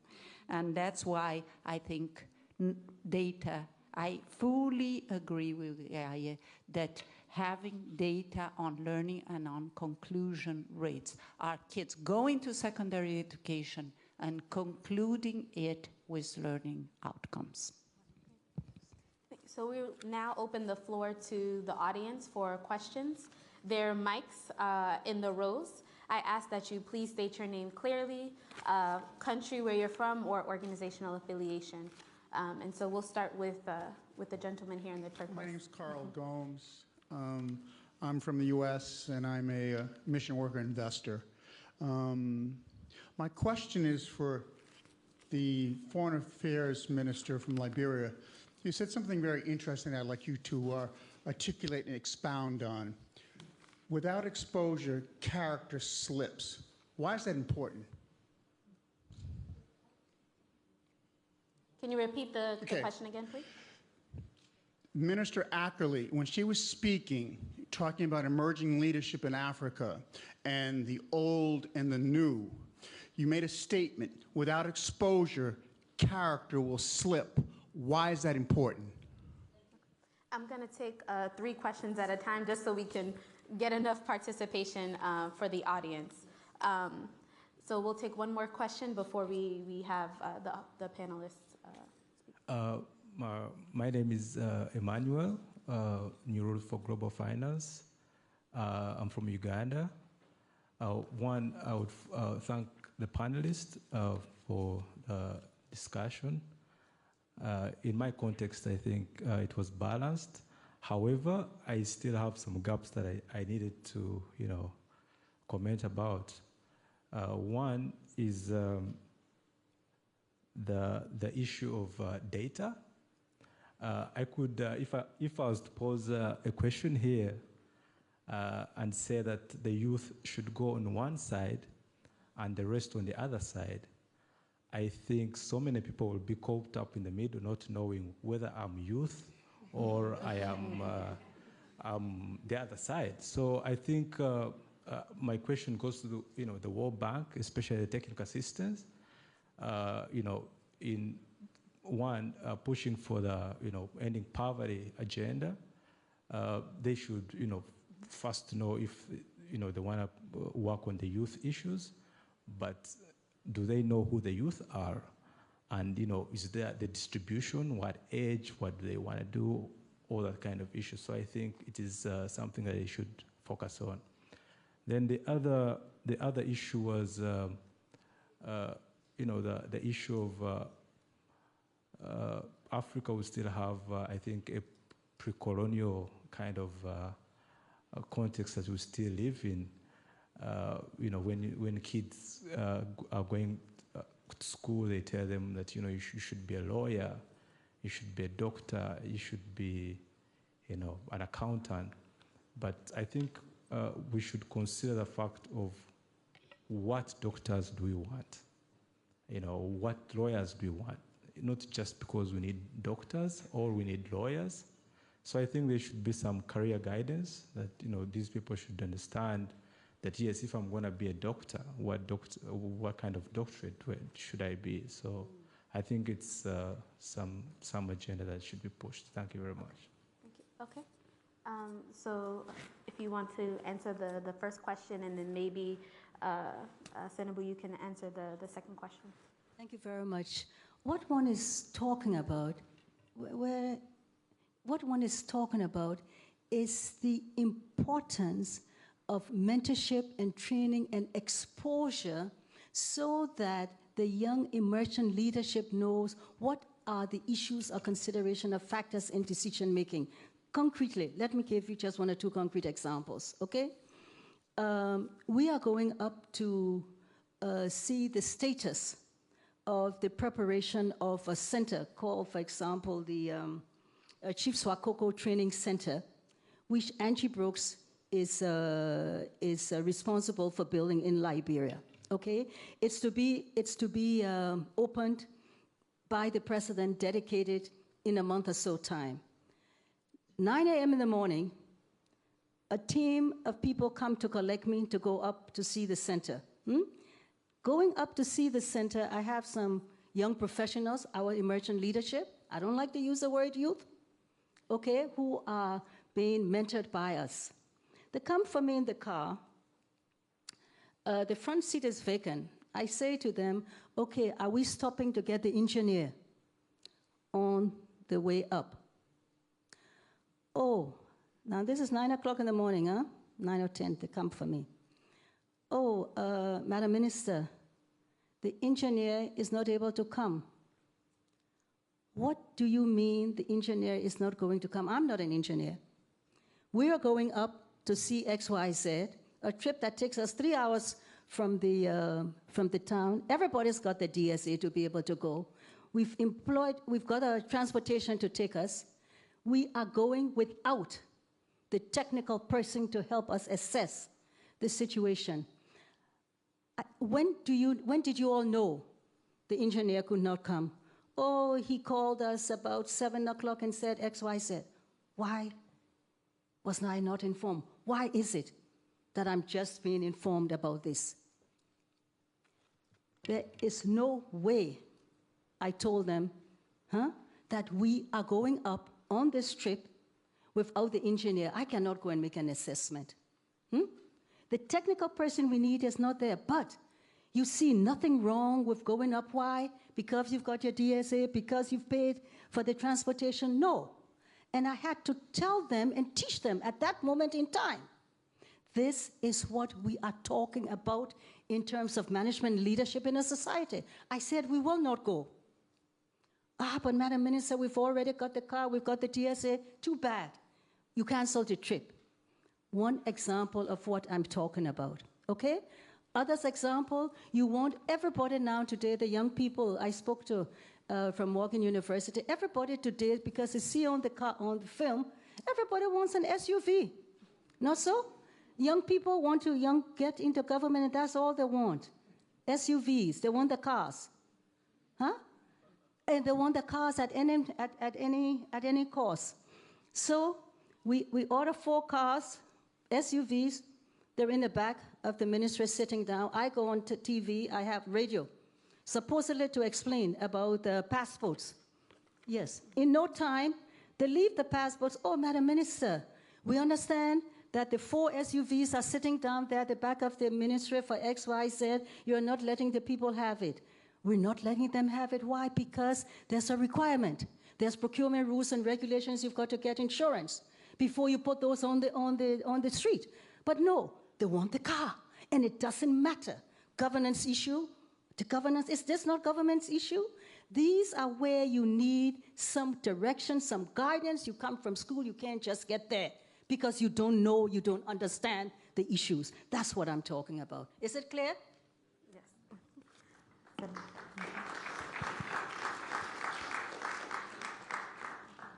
I wanted to follow up on the question from the gentleman from Uganda on data.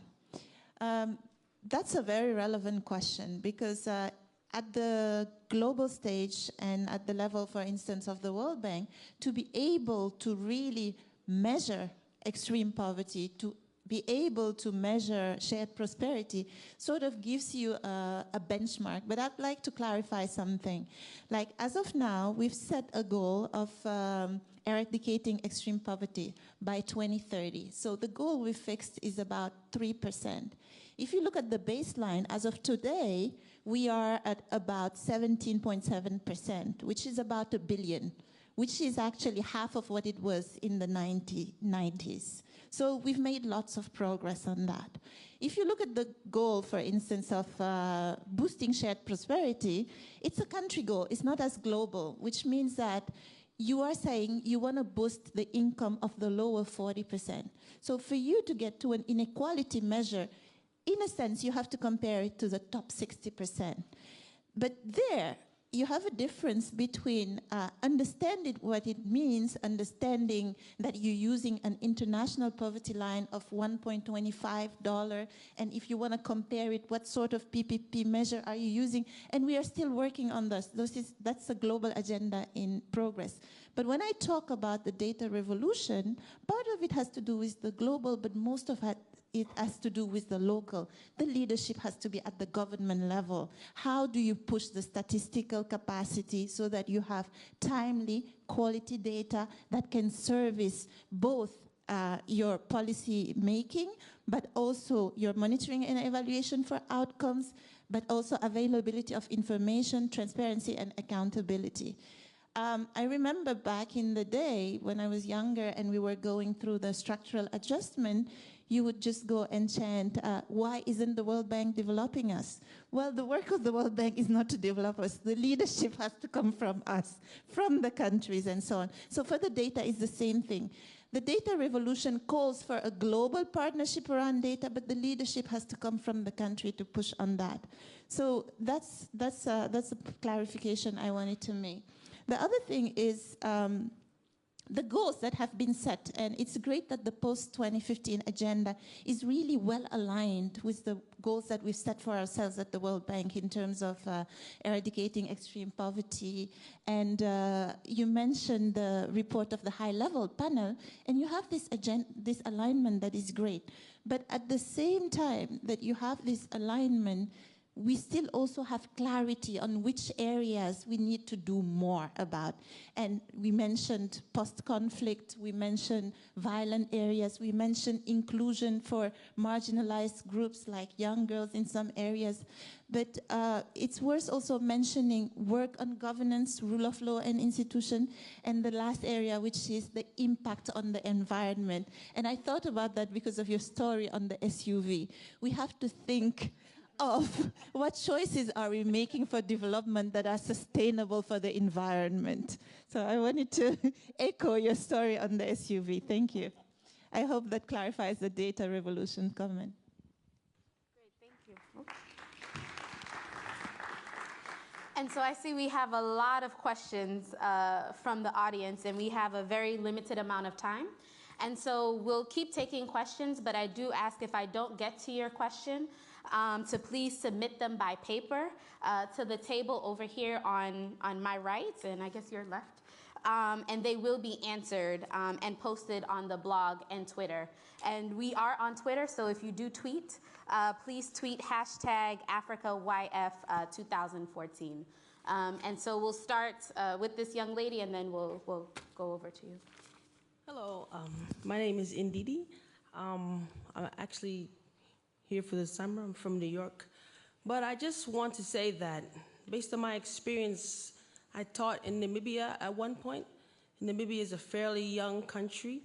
And what I found was that as a volunteer coming from America, we all fall victim to capitalizing on the sad story instead of going there proactively. And not to brag on myself, but I was the only volunteer that went, that was actually there to teach, not just to fill my resume. So what I found was that the majority of the volunteers went there saying, oh, these poor kids, oh, what are we gonna do? I can't get them to do this. But when I said I had them making PowerPoint presentations, they said, what? How did you get them to do that? Because I'm not capitalizing on the sad story. So I think we have fallen victim to that. And what are we going to do to say Africa is not a sad story? If you look in this room, there's many professional Africans here. We all know at least 5 successful Africans, or maybe more. We're not a sad story. We can do it. We just have to remember that we have the responsibility to go back and then say, I look like you. If I did it, you can do it. We just need to empower ourselves and not depend on other people who often exploit and capitalize on our sad story.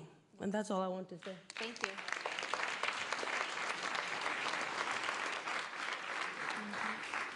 It's important to also hear those success stories as well. Hi, my name is Victor Bongwa, and I'm from Cameroon. I want to, this particular time coincides with an event that happened to me about 10 years ago. I was 15, and I was attending a Youth Development and Peace Conference then with an initiative of the then President of the World Bank, Mr. Wolfensohn. And I remember in a panel like this, I walked up to him and I said, you know what? It took about $10,000 to get me from Central Africa to get to this conference. And this is me, just my voice speaking, but you know, there are more things I could do with $10,000 in Africa than lodging me in a fancy hotel, you know, having being chauffeured around and stuff like that. And he told me, what is it you want to do? And how come you haven't been able to do these things back in your country? I said, well, I haven't been able to reach to the right people. I keep knocking at the doors, and the doors are not being opened for me. And trust me, the project I was talking about, there and there, he approved for that project and sent it to the World Bank country office. But guess what? When I got home, they said, oh, to a minor, you're a minor, you can't run this kind of project. But this was the same minor who was representing the country and Central Africa in Bosnia-Herzegovina. It comes to the, a very salient point you made, Madam Minister, about trying to plot the map with the older generation. How do we actually plot this map? In platforms like this, we're going to exchange cards, exchange contacts, but trust me, 90% of the people you write emails to are not even going to look at that email, though. It will just go to some junk, to the junk of their emails. It's never going to come back. I pride myself as a social entrepreneur. I graduated top class in the university. And before I even graduated, my professors were coming to me, oh, you know what, I think you should go to university abroad and everything. I told them, I'm not interested in going to university abroad. I have had so much experience. Before getting to do sociology and anthropology, I had identified problems. I just needed a little bit more. But trust me, these 3 years I've spent in the university, there's nothing you've added to me I didn't already know after this. And I'm not going to add more knowledge after post a bachelor's degree. And I started an organization. And that organization employed about 10 of the top students from my class and from other departments who were interested in doing what I was doing, and we were bringing about social change, providing employment opportunities for young people who otherwise would not have had this. But then, still at that position, you are not able to reach out. Given the experiences I had, I'm not able to reach out to even get any kind of support from my government or get any kind of support from other institutions that I'm supposed to work with. In international forums like this, you speak with big organizations and they say, oh, you know what? There are actually organizations who are already receiving funding who will then bring it down to you, but you at the grassroots actually doing work doesn't work. This question, the first question I want to ask is to you, Madam. Sorry. How do we... You can ask one question. Yes, please. There are lots of people behind you, and I really want to make sure that we get to everyone. So I do ask, when you come up to the mic, please ask Twitter-like questions, so make sure they're very short and brief. Thank you. All right, Thank you. My question is, how do we continue to plot this map if we are unable to actually get across to the people that we are willing to plot the mat, sit on the mat and plot together with? And to you, Mr. Bonari, sorry. Asari, how do you get other institutions, other stakeholders involved, the private sector, the civil society, to be involved in this, in education and providing, the kind of skills and resources that young people need to advance the case of Africa? Thank you. Okay, we're going to take at least one or two more questions before we get the panelists to respond. So please keep notes, and I'll keep taking notes. So go ahead. Hello, good morning. My name is Aurelia. I want to thank you so much for all the information that you have said. And my question really goes in line with my brother. He's from Cameroon. I'm from Cameroon, too. You exposed a lot of the issues today that you have encountered, but I really would have wished that you would have shared more of how you are overcoming those current challenges. And I like what the lady on the side, and I like what you mentioned about your association, who is, what is the name? Oh yeah, All for Education. That's what, because I'm not from the World Bank, so I do not have access to a lot of resources that some of these people here may have. I'm just a simple Cameroonian. I'm an entrepreneur, and I love my country, and I want to develop. So my question would be simply, it sounds like it's all an issue of government. Should we influence our local government to put in place the right education for our children, for our generation? And you were saying also about data. How do you influence? What have been your challenges to influence? Because I want to learn from you. I don't want to go and do the same thing you already did, and then it's not going to make the difference. But this is really where I am. I feel like I haven't gotten really my solutions yet. Does that make sense? Yes. Great. And then we'll take this gentleman, and then I'll open it up for the panelists. Okay, my name is Moses from Ghana, and I just want to thank the whole organization of this, take the opportunity. I love being here and just meeting with such great people you've invited over. I just want to say thank you for that. And my question actually is about the whole concept of a new kind of education, which is tied in with entrepreneurship. But what are we doing to instill in those entrepreneurs values, positive values. Because end of the day, for me, that is, my understanding or what I see in Africa is sometimes people get the education, they get the skills, but the bridge there is actually making positive impact in the community. You know, going out, honesty, ethics, all of that. Such things are what bridge, you know, that is the gap between what is and what should be for me. So, thank you. Okay, and so the first question was sort of looking at how do we involve civil society, also looking at sort of what are some of the success stories. We've talked about some of the challenges and touched briefly on the successes, but do we have any success stories, and how do we overcome that? And what is the role of civil society in terms of pushing government, or even the diaspora in terms of pushing local governments to act? And also in terms of this new kind of education and incorporating entrepreneurship into education. So I'll let you guys sort of jump in first, maybe Her Excellency. Thank you very much. Cameroon, both of you and others are more than invited to meet with myself. I'm volunteering her also to take this forward, because we have the Angie Brooks International Center for Women Empowerment, Leadership Development, International Peace and Security. As part of that, we are putting in place what we call a network of African intergenerational professionals. That is how we're going to make the question happen. And let me say, you don't have to have everybody on board to start things. Do you understand? If you have 4 or 5 people who are committed, believe in X, Y, Z, let's run with it. We're prepared to do it. I've listened to this young lady's presentation, what she's about. I understand the issue you raised about when you go back, you don't have the contact. Well, look, we're prepared to make that contact possible. We're doing it already. And if you're serious, a couple of you, let us meet. This is the coordinator of the Angie Brooks Center, Councillor Chesson Ware. Please stand up. She's a lawyer, okay, an attorney. We're doing some very exciting things, and come and be a part of it. You cannot just sit down and complain and complain. I'm giving you an opportunity. 4 or 5 of you, come on board and you will see things happen. Okay? And we can move it. Thank you. I want to quickly address the issue of solutions, as well as the entrepreneurship, instilling values in entrepreneurship. So as far as solutions, I think we're all here and we're all working for solutions.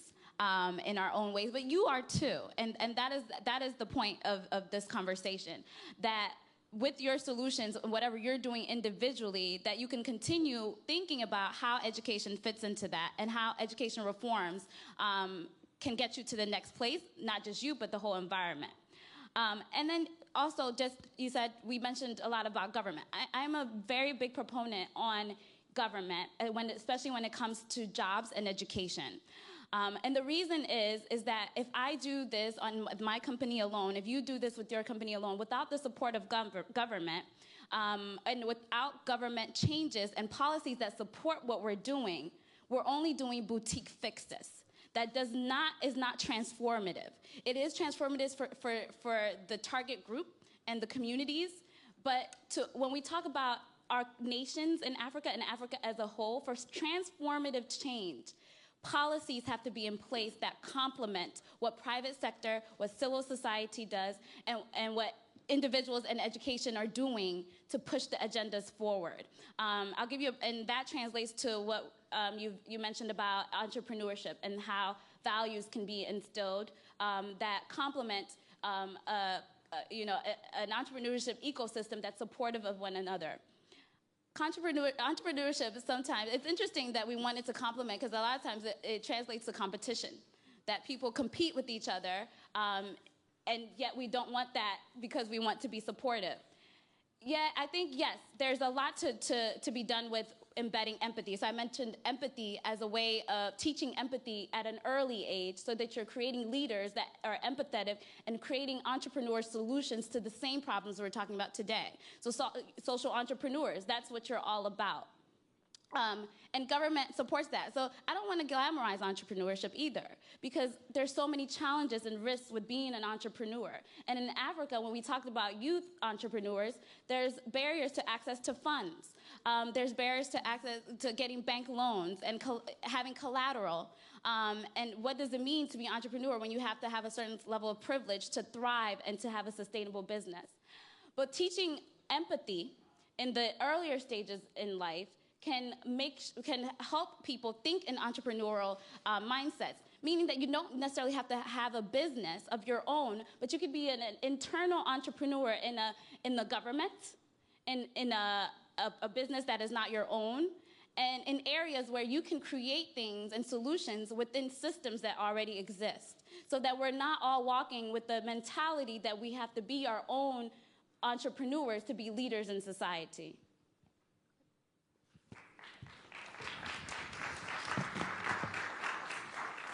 So really quick.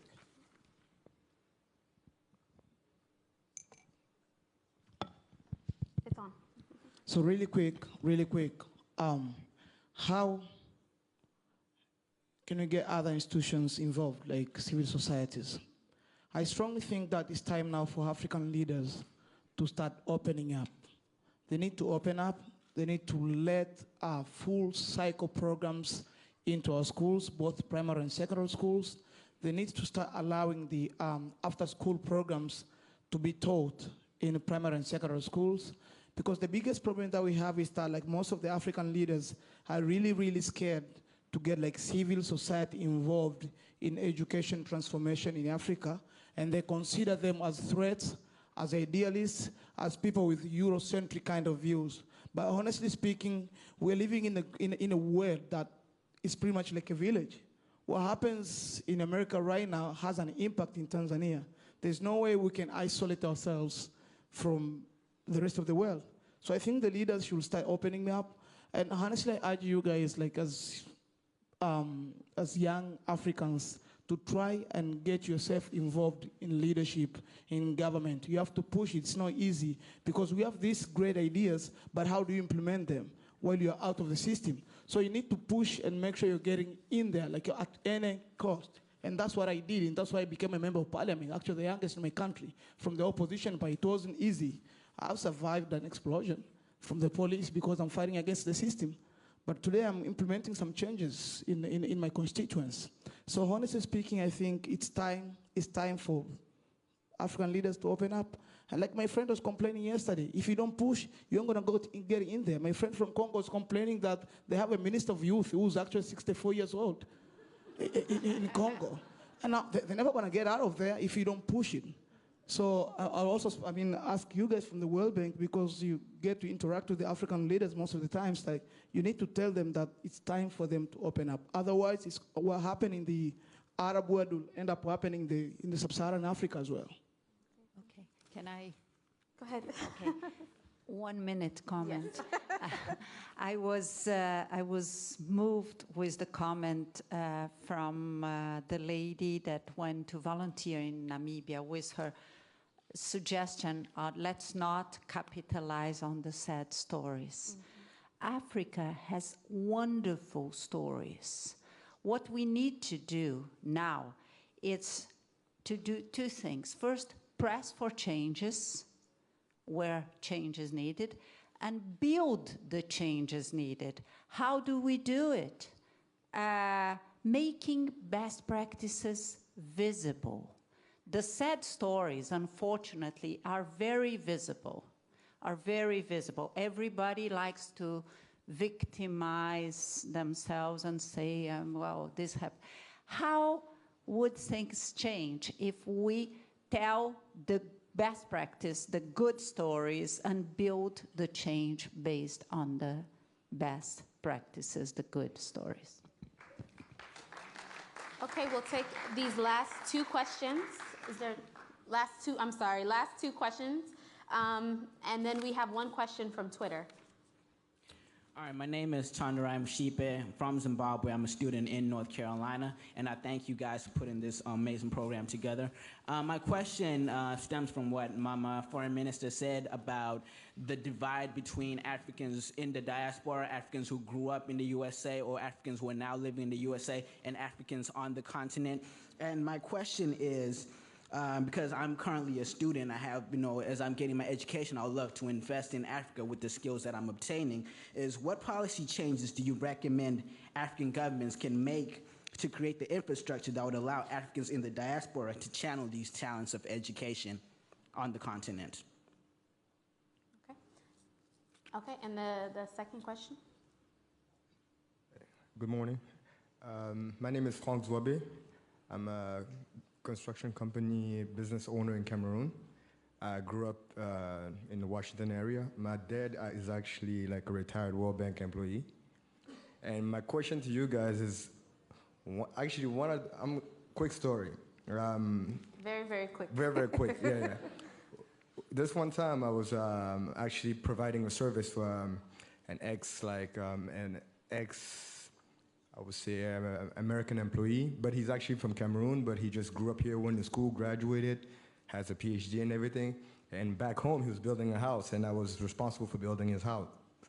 And one thing is, when I first met him, one of the first things he told me was like, you gotta slow down, and you can't come over here trying to change things. I found that kind of odd, because I would think, coming from him especially, because he's, I think, very well educated, and I would think he would want progress and change. And as I kept working in Cameroon, I kept realizing that I was getting a lot of pushbacks from the people who I expected to be rooting for me. They kept blocking me to move forward with my activities, and I kind of found that very weird. So my question to you guys is like, how do I deal with that mindset, especially coming from the people who I thought would want Africa to be moving along and developing itself? Yeah. Okay. Thank you. Okay, and our third question comes from the Twitter sphere. It says, many African youth are not given opportunities to enhance their skills. As a result, youth can no longer wait to gain employment in the public sector. So how can we increase opportunities for African youth to enhance their skills? I think we've talked a lot about that. And so if each of you can just take a quick 1-minute response to either one of the questions, and then we'll begin to wrap up. Thank you. I'll answer the first two. I'll respond to the first two issues and let others take the other. Someone asked the question, how do you get African government to involve the diaspora? Who was the person? Someone asked that? Are you aware that the African Union has already declared that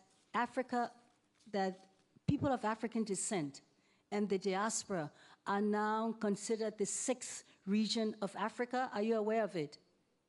If you're not aware of it, then the onus is in your court to make sure that we do something about it. In other words, the African Union has given a place on the table and a voice at the governmental level. But the other issue that you raised, I'm very concerned about. I've been invited to give a talk at Colgate University.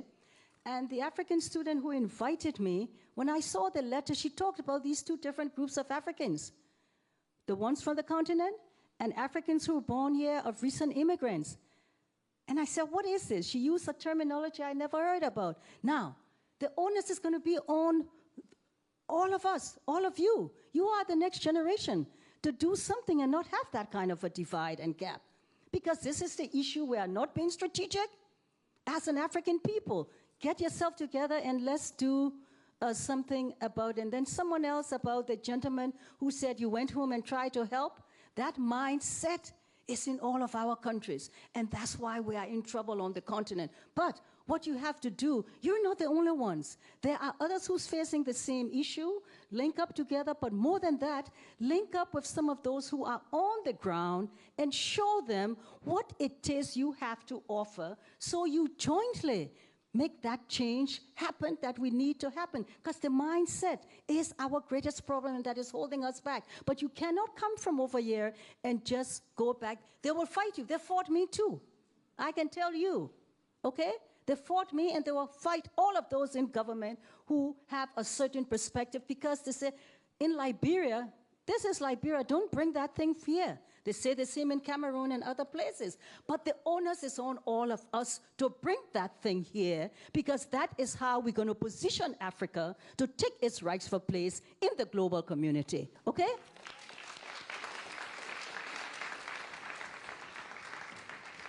Very quick Twitter-like, just to tell you, anyone who has questions that were unanswered related to education, I'm on Twitter 2 hours of my day because I want to talk to people interested in education. So it's Claudia Costin. That's my Twitter account. I have 65,000 followers because I discuss education. So the ones on, and very quickly on opportunities, jobs and skill. I will never forget what Joshua said. It's very important to raise the status of vocational education and to have the correct assessment of the skills needed for each country, and for you perhaps to think about a way of promote as entrepreneurs, to promote the teaching needed for those skills, the training needed for those specific skills. If we don't know, if we don't have institutions that train and we don't know which skills are needed, we won't build good skills for the jobs needed. Thank you. Is it coming? Just following up on a point that Claudia meant and the question on public sector jobs. Back in the times of my parents, I think it was glamorous to get a public sector job. Then we've realized that gross, good jobs, they come from the private sector. You cannot rely on the public sector to get those jobs. So it's really about what is the role of the public sector in providing the private sector with everything that they need in terms of education skills, in terms of rule of law, in terms of investment code, in terms of anything, so that they can come, so that entrepreneurs can come, create jobs, be successful, thrive, and move forward. So it's really an ecosystem where different parts have different roles, but at the end, you want the outcome to be growth that is inclusive, you want good job, and you want a change from where we are now, because as of now, you have 1.2 billion of the poorest people who are just consuming 1% of the world consumption. And the top 1 billion consume above 70%. So that's not where we want to be. If you want to be transformative and change that, everybody needs to work together. But you cannot just say, okay, I'm going to get me a cushy public sector job. I think it goes the same as a World Bank job. It's not a cushy one the way it used to be. Thanks. I just want to quickly echo some of what Claudia was saying as well. I think for the question on Twitter about skills development, I mean, you can't really train in something if you don't know what's needed, like Claudia said. So I think more work has to be done in country and in communities to assess the actual types of skills needed for different reasons and different career paths. And then when also talking about soft skills that I mentioned, more research is needed on how to translate that into the African context and into different communities. Just to say enough that this is what leadership looks like from a different context is not enough. You need to make sure that you're working with the people, the local people, to ensure that it's actually really translatable and that it fits into the ecosystem that they have and the opportunities that they can access within their areas. Following up Claudia's point, I think needs and resources should be identified first in a particular setting. But going back to the question posed by, I didn't really get your name, but he said that most of the time African youth are not given opportunities to show their skills and talents and their passion. And I find it frustrating, just like you do, because we're not really given an opportunity as youth to show what we have, to show what we can offer, to show how passionate we are to our countries, to our communities, to our families. So I honestly think that one of the ways that we could probably try and help is by having those few youth who probably accidentally, luckily or by chance, they were able, have been given opportunities. They really, really need to prove it to the community that they have something to offer. They need to create that trust that if we as youngsters, we as young people, if we as young Africans, if we are given a chance to save, we can save. That's one of the things we should do. But at the same time, don't give up. Keep on pushing, keep on pushing, keep on pushing.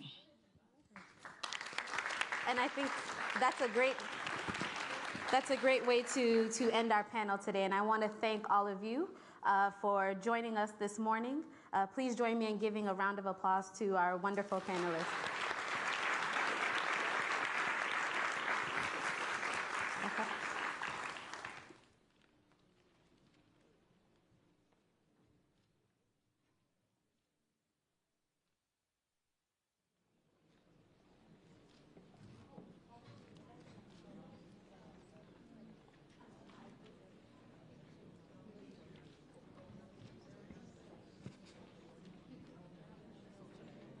Ladies and gentlemen, would you please give another huge round of applause for this dynamic panel?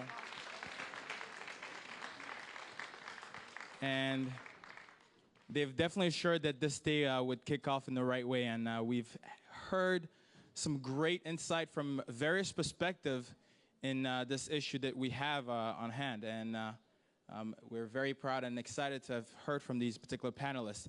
And just to answer the gentleman earlier who asked, you know, if we had to divide the room into the young and everybody else, just so we know, and based on this organization's data, what we consider to be young is 15 to 35.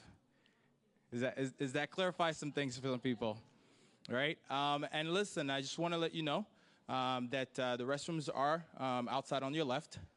Now, as we move on to the next phase, we've heard a lot of passion from our guests in the crowd. We've heard a lot of passion from the panelists. I want you guys to hear a little bit about the organization that's putting together this event. Most of you have never heard of this organization, is that correct? Okay, so it's important that you know a little bit about this particular group and who they are, who they stand for, and we have just the people to do that for you.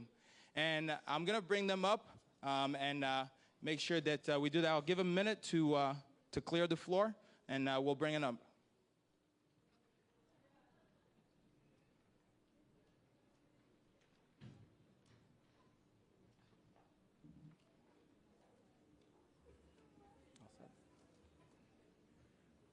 Now, while the floor is being cleared, I'd like to make a very special acknowledgement. If I can have all the Yali fellows please stand. All the Yali fellows present here today, would you please stand up? And I'd like to speak first to everybody here. Ladies and gentlemen, the ladies and sharp gentlemen you see before you are just a sample of this youth that we keep speaking about, who have come all the way from the motherland to be here. Now, to the Yalis, your journey here for most of you is ending today, if I understand correctly. But I want to remind you, your journey may end here in the United States, but the true journey is just beginning. From everything you've taken here, now it's time to take it back and apply and implement what you've learned. Isn't that correct? So ladies and gentlemen, please give these young fellas a huge round of applause, as they are your countrymen and your representation of the African youth here tonight. And we are proud to have you tonight. We're glad to have you join us this afternoon. I know many of you are taking your flights to go back to your respective countries. I wish you all a safe trip on that journey. Thank you. Now, to introduce the organization, I have a very interesting young lady I met not so long ago. and her background is quite interesting. She'll tell you a little bit about it herself. But would you please, with a huge round of applause, help me bring up Ms. Kelly Jibril, who is a global strategist for Africa 2.0 DC chapter. Ladies and gentlemen, Ms. Kelly. Thank you for the introduction. Good morning. Again, my name is Kelly Page Jibril. I'm actually an independent strategy consultant, and I work on 5 continents, but mainly all over the continent of Africa. I'm also a professor of international business at Howard University, and I facilitate two-way investments to Africa as well. So, like many of you, I wear many hats. In the end, if you're still wondering what I do, I'm a connector and a problem solver. And that's one reason why I'm here. I'm here to introduce the 2 founders for the Young African Society, and Miss Ilikia Kamga Nenkam came to me because she knew that the YALI program was occurring, but there really weren't many linkages with the YALIs to the young African professionals in the DC area. And so she came to me because I had spoken and engaged with the YALIs to help bring them. So thank you, YALIs, for coming and stepping up, and you're speaking on panels. But it was a very important role to make sure that we were able to make those linkages to strengthen your networks here and back home as well. A few things I'd like to share before I introduce our founders, or co-founders rather, is that I have to give a personal thank you to Madam King Akerele, who is a personal friend and source of inspiration for me. Wasn't she phenomenal in what she did? And I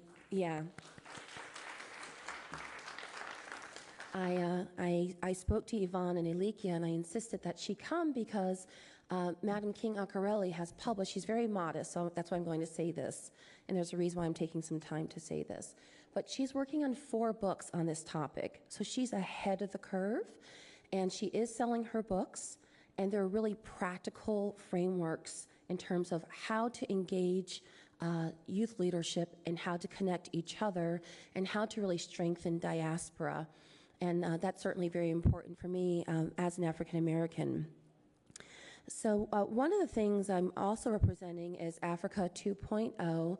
You may have heard about Africa 2.0. It launched in 2010 and is now present in 27 countries around the world, many certainly on the continent of Africa, but there are obviously chapters in China. We just launched North America. So I'm a co-chair for the Washington, D.C., which we're beginning to launch as well. I strongly encourage you to go to the Africa 2 Point, we spell the word point, POINT 0, Africa2.0.org. It really helps with galvanizing leaders. We host CEO forums on the continent. We host entrepreneurial workshops and competitions as well. So it's another avenue to continue on with discussions that we have today. Okay, so moving on. I'd like to welcome and just introduce first Ms. Yvonne Kirabu, who is a national of Uganda and spent most of her childhood in Kampala, as well as Dar es Salaam in Tanzania. And Yvonne Kirabu is the co-president and founder of the World Bank IMF Young African Society. She does work at the World Bank Group as a business management officer, and she specializes in information technology. Also, I'd like to add that Ms. Kirabu has served as the organizational management chair of the JPA organizing committee and lead chair on the Youth Summit organizing committee. And for those of you who may not know, JPA is the junior professional associate with the World Bank IMF. And so I can just attest to how hard that they've worked in organizing this. Also now I'd like to introduce the other co-chair for the YAS, and that's Ms. Ilikia Kamga Nenkam. And Ms. Nenkam is the co-president and founder for the Young African Society, and she works also at the World Bank Group as a JPA in transport, which is her area of expertise. What I think is most notable is that in other capacities, Ms. Namka has always worked on supporting young Africans, so this is something very passionate toward her heart. And also, Ms. Nemkam is the current treasurer of the JPA Organizing Committee as well, and she is a national of Cameroon, so we certainly have excellent representation. And without further ado, I'd like to welcome our founders and co-chairs for the Young African Society. Their wonderful diligence. Thank you so much. Thank you.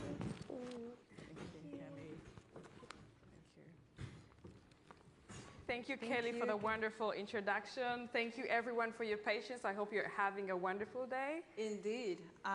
There are more excitements coming, and please stay. We have more things to come.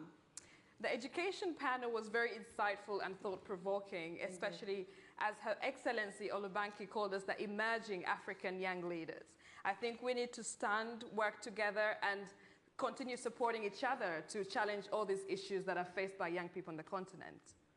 Yvonne, did you know that according to the Africa Economic Outlook report, very little youth have been trained, have skills today? And I was really moved, and it resonated in my mind what Nina Oduru mentioned. It's important to invest in primary education. And we actually want to acknowledge the presence of Minister of Youth and Sport, Minister Excellency Mamadou Diarra, that has come. From Mali. From Mali.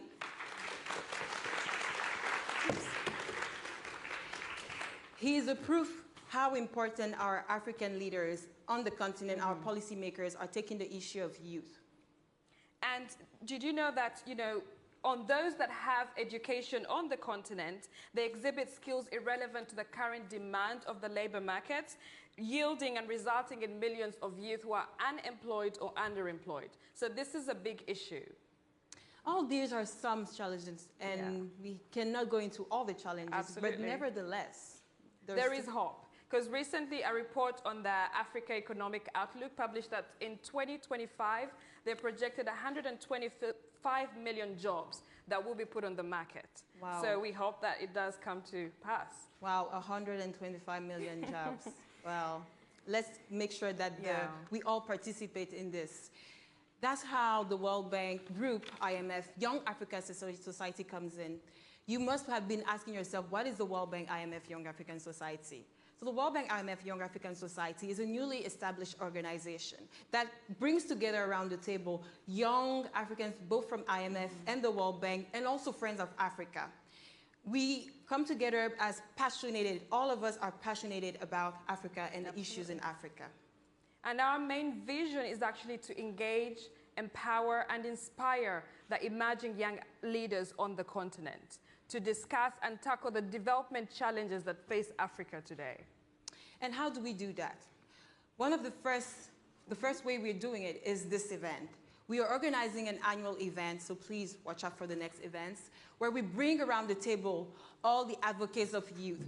We want you to come and discuss and participate in the debate. It is important that we all give our recommendations. One of the outcomes of today's event, we're going to put together a two-pager that is going to be shared with the World Bank. You heard Mokhtar earlier. He's an advocate, and he's a really youth advocate. We're going to share a two-pager with him that he will take with him to the African Summit that's happening on August 5th and 6th, and discuss this with the head of states. Absolutely. And one of our other key objectives is to promote mentorship and knowledge sharing among the young Africans in the diaspora, on the continent, with successful entrepreneurs around the world. Because we've received, feedback from some of the successful businessmen on the African continent who are ready to take on some young leaders to mentor them, guide them, and just, nurture them through the growth of becoming the future leaders of the Africa continent. And last but not least, I already mentioned it, we want to be giving ideas and contributing to the policy making. When it comes to youth, we want all of our partners to come around the table, you to come around the table. Those are live tweeting. Please send us questions. We have been receiving questions and we're sharing it with the audience. We want to have the voice of youth as we say, and as our father was saying, your voice counts. Yes, let it be heard. That said, if you're interested in partnering, working with us, just keeping abreast with what we're doing, send us your ideas, your recommendation, your suggestions, any feedback that you might have to boost this association to our email address, WBGIMF Young African Society at worldbankgroup.org. We do not have a site currently, a website, but we'll definitely communicate with you once it's live. And do watch out on LinkedIn, join our group, same, World Bank, IMF, Young African Society. And without further ado, we would like the next speaker, before we invite her to the stage. Beldina Owuma has been the key supporter and advocate for the establishment of the Young African Society here at the bank. You must have also heard of the World Bank Group IMF African Society. Beldina is currently the chair of the World Bank Group IMF African Society and also Senior Communication Officer in the Africa region. And the African Society, because there are two, African Society and Young African Society. The African Society has been in existence for more than 30 years at the bank. And the Young African Society is for the young people between the ages of 15 to 35. So join us in welcoming Beldina Owuma, Chair of the African Society.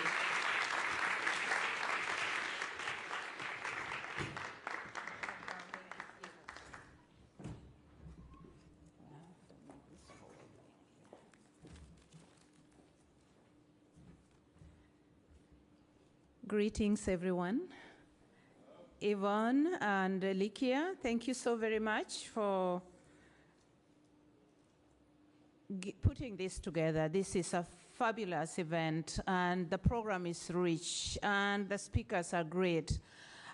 We thank you very, very much. In fact, this event shows that the Young African Society was overdue. We truly, truly needed the Young African Society to come on board, to be founded. And it took two visionary and more, two visionary young African leaders. I'm not calling them future young African leaders because the time for these young African leaders is now. A future is good because they're the future as well. But their time is right now, yesterday.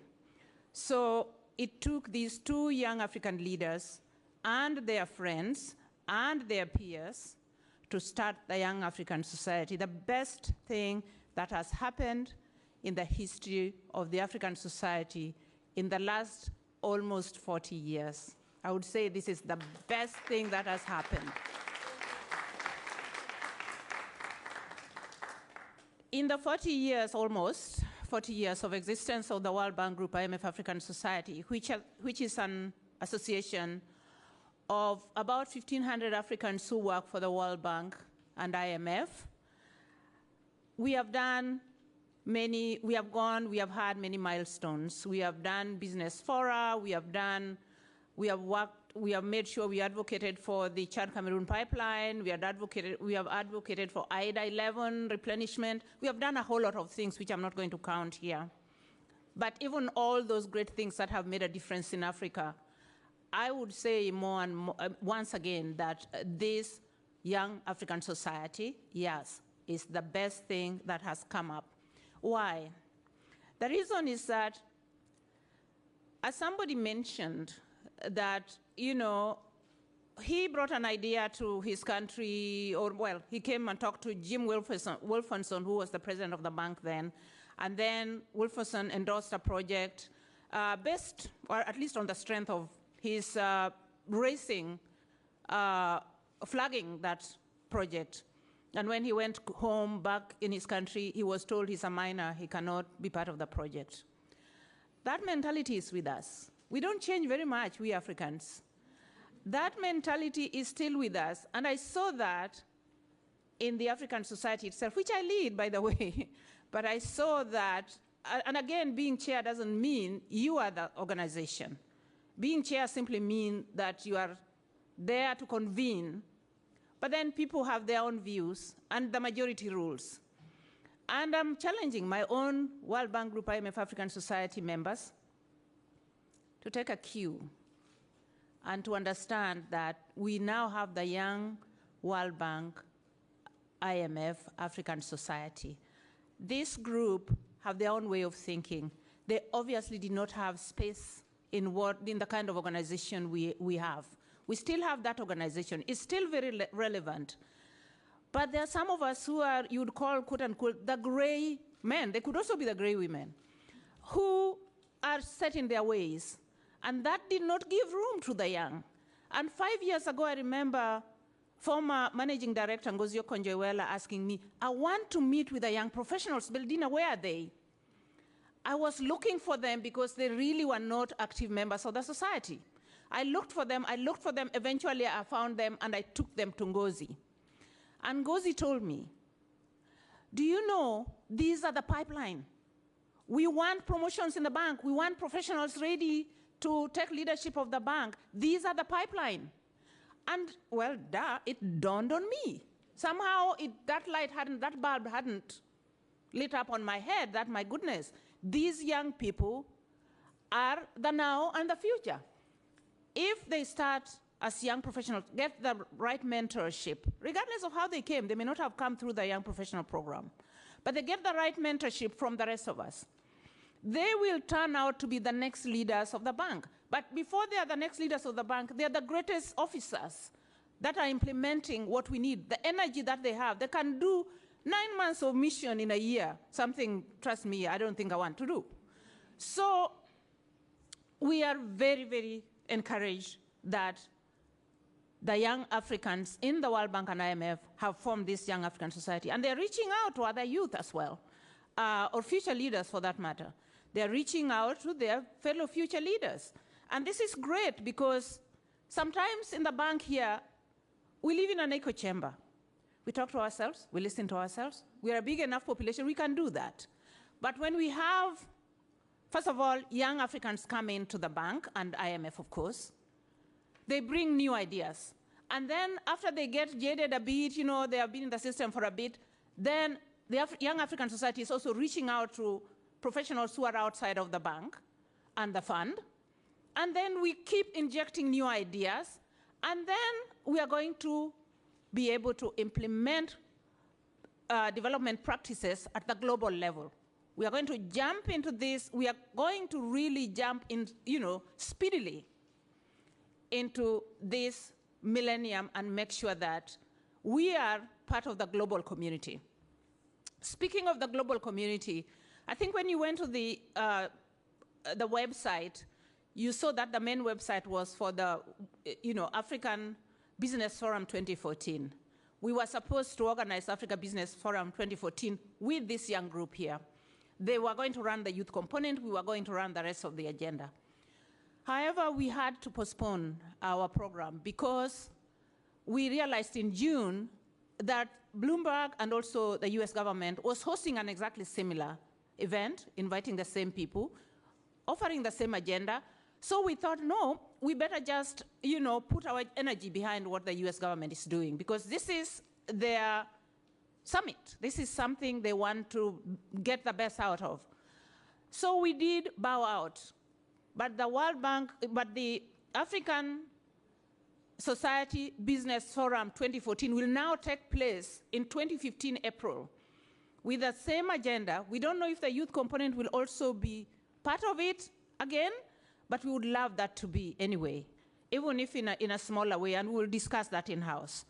But the fact that the youth, the young, these years, decided to proceed with the youth component, and we are sitting here today, many people would have given up, would have said, oh, well, now that the African Society is not hosting the main event, we will just wait until April next year. No. They proceeded, they organized, and we gave them full support as much as we can, and we blessed them, and we said, this is the new blood we need in the African society. This is going to challenge us. Finally, I have a word for the two young ladies who are currently co-presidents of the Young African Society. It's lonely up there. Right now, there may be the excitement. Keeping that excitement is not easy. And I'm not putting the onus only on you guys. I'm letting you know what the truth is. Once we leave this forum, once things cool down, it will just be another day, another topic, another issue. Let's put our heads together. Let's talk about it. It gets lonely and painful when that happens. So that's number one. Number two, I have a word for the membership of the Young African Society. Please remember that the two co-presidents of this organization have their day job. They are employees of the World Bank. They have to do their day job. So please, remember the chair or the president does not make an organization. There are good policies that is passed through the executive committee or whatever the committees are there are important. But it takes a community, it takes an association to get an organization going. So please, members, stay engaged, stay working on this, volunteer. And that brings us finally to something somebody talked about, volunteerism. We Africans are not very good about volunteerism. We really are not. And that's all of us. And I'm saying, please, it is so rewarding to be a volunteer. It's not about money. It's about the good feeling you have for the difference you have made. And trust me, when you are working for an association, for a group of people, they will flog you. They will hurt you. They will talk about you. They will say this and this. But they will also thank you. At the end, they will remember you well. They will say, oh my God, during so-and-so's time, this and that happened. So please stay the course, to the leaders I'm saying, and to the members, stay the course, volunteer, make this a successful organization. It is your organization. It is not just the co-president's organization, it is your organization. So with that, I leave you with that. And I'm in the bank. Call me anytime, young people, and also the co-presidents. I'm an old lady. I can take it. If you, no matter how hard it is, just come to me, we'll talk. And support the World Bank Group IMF African Society as well. That's your parent organization. Thank you.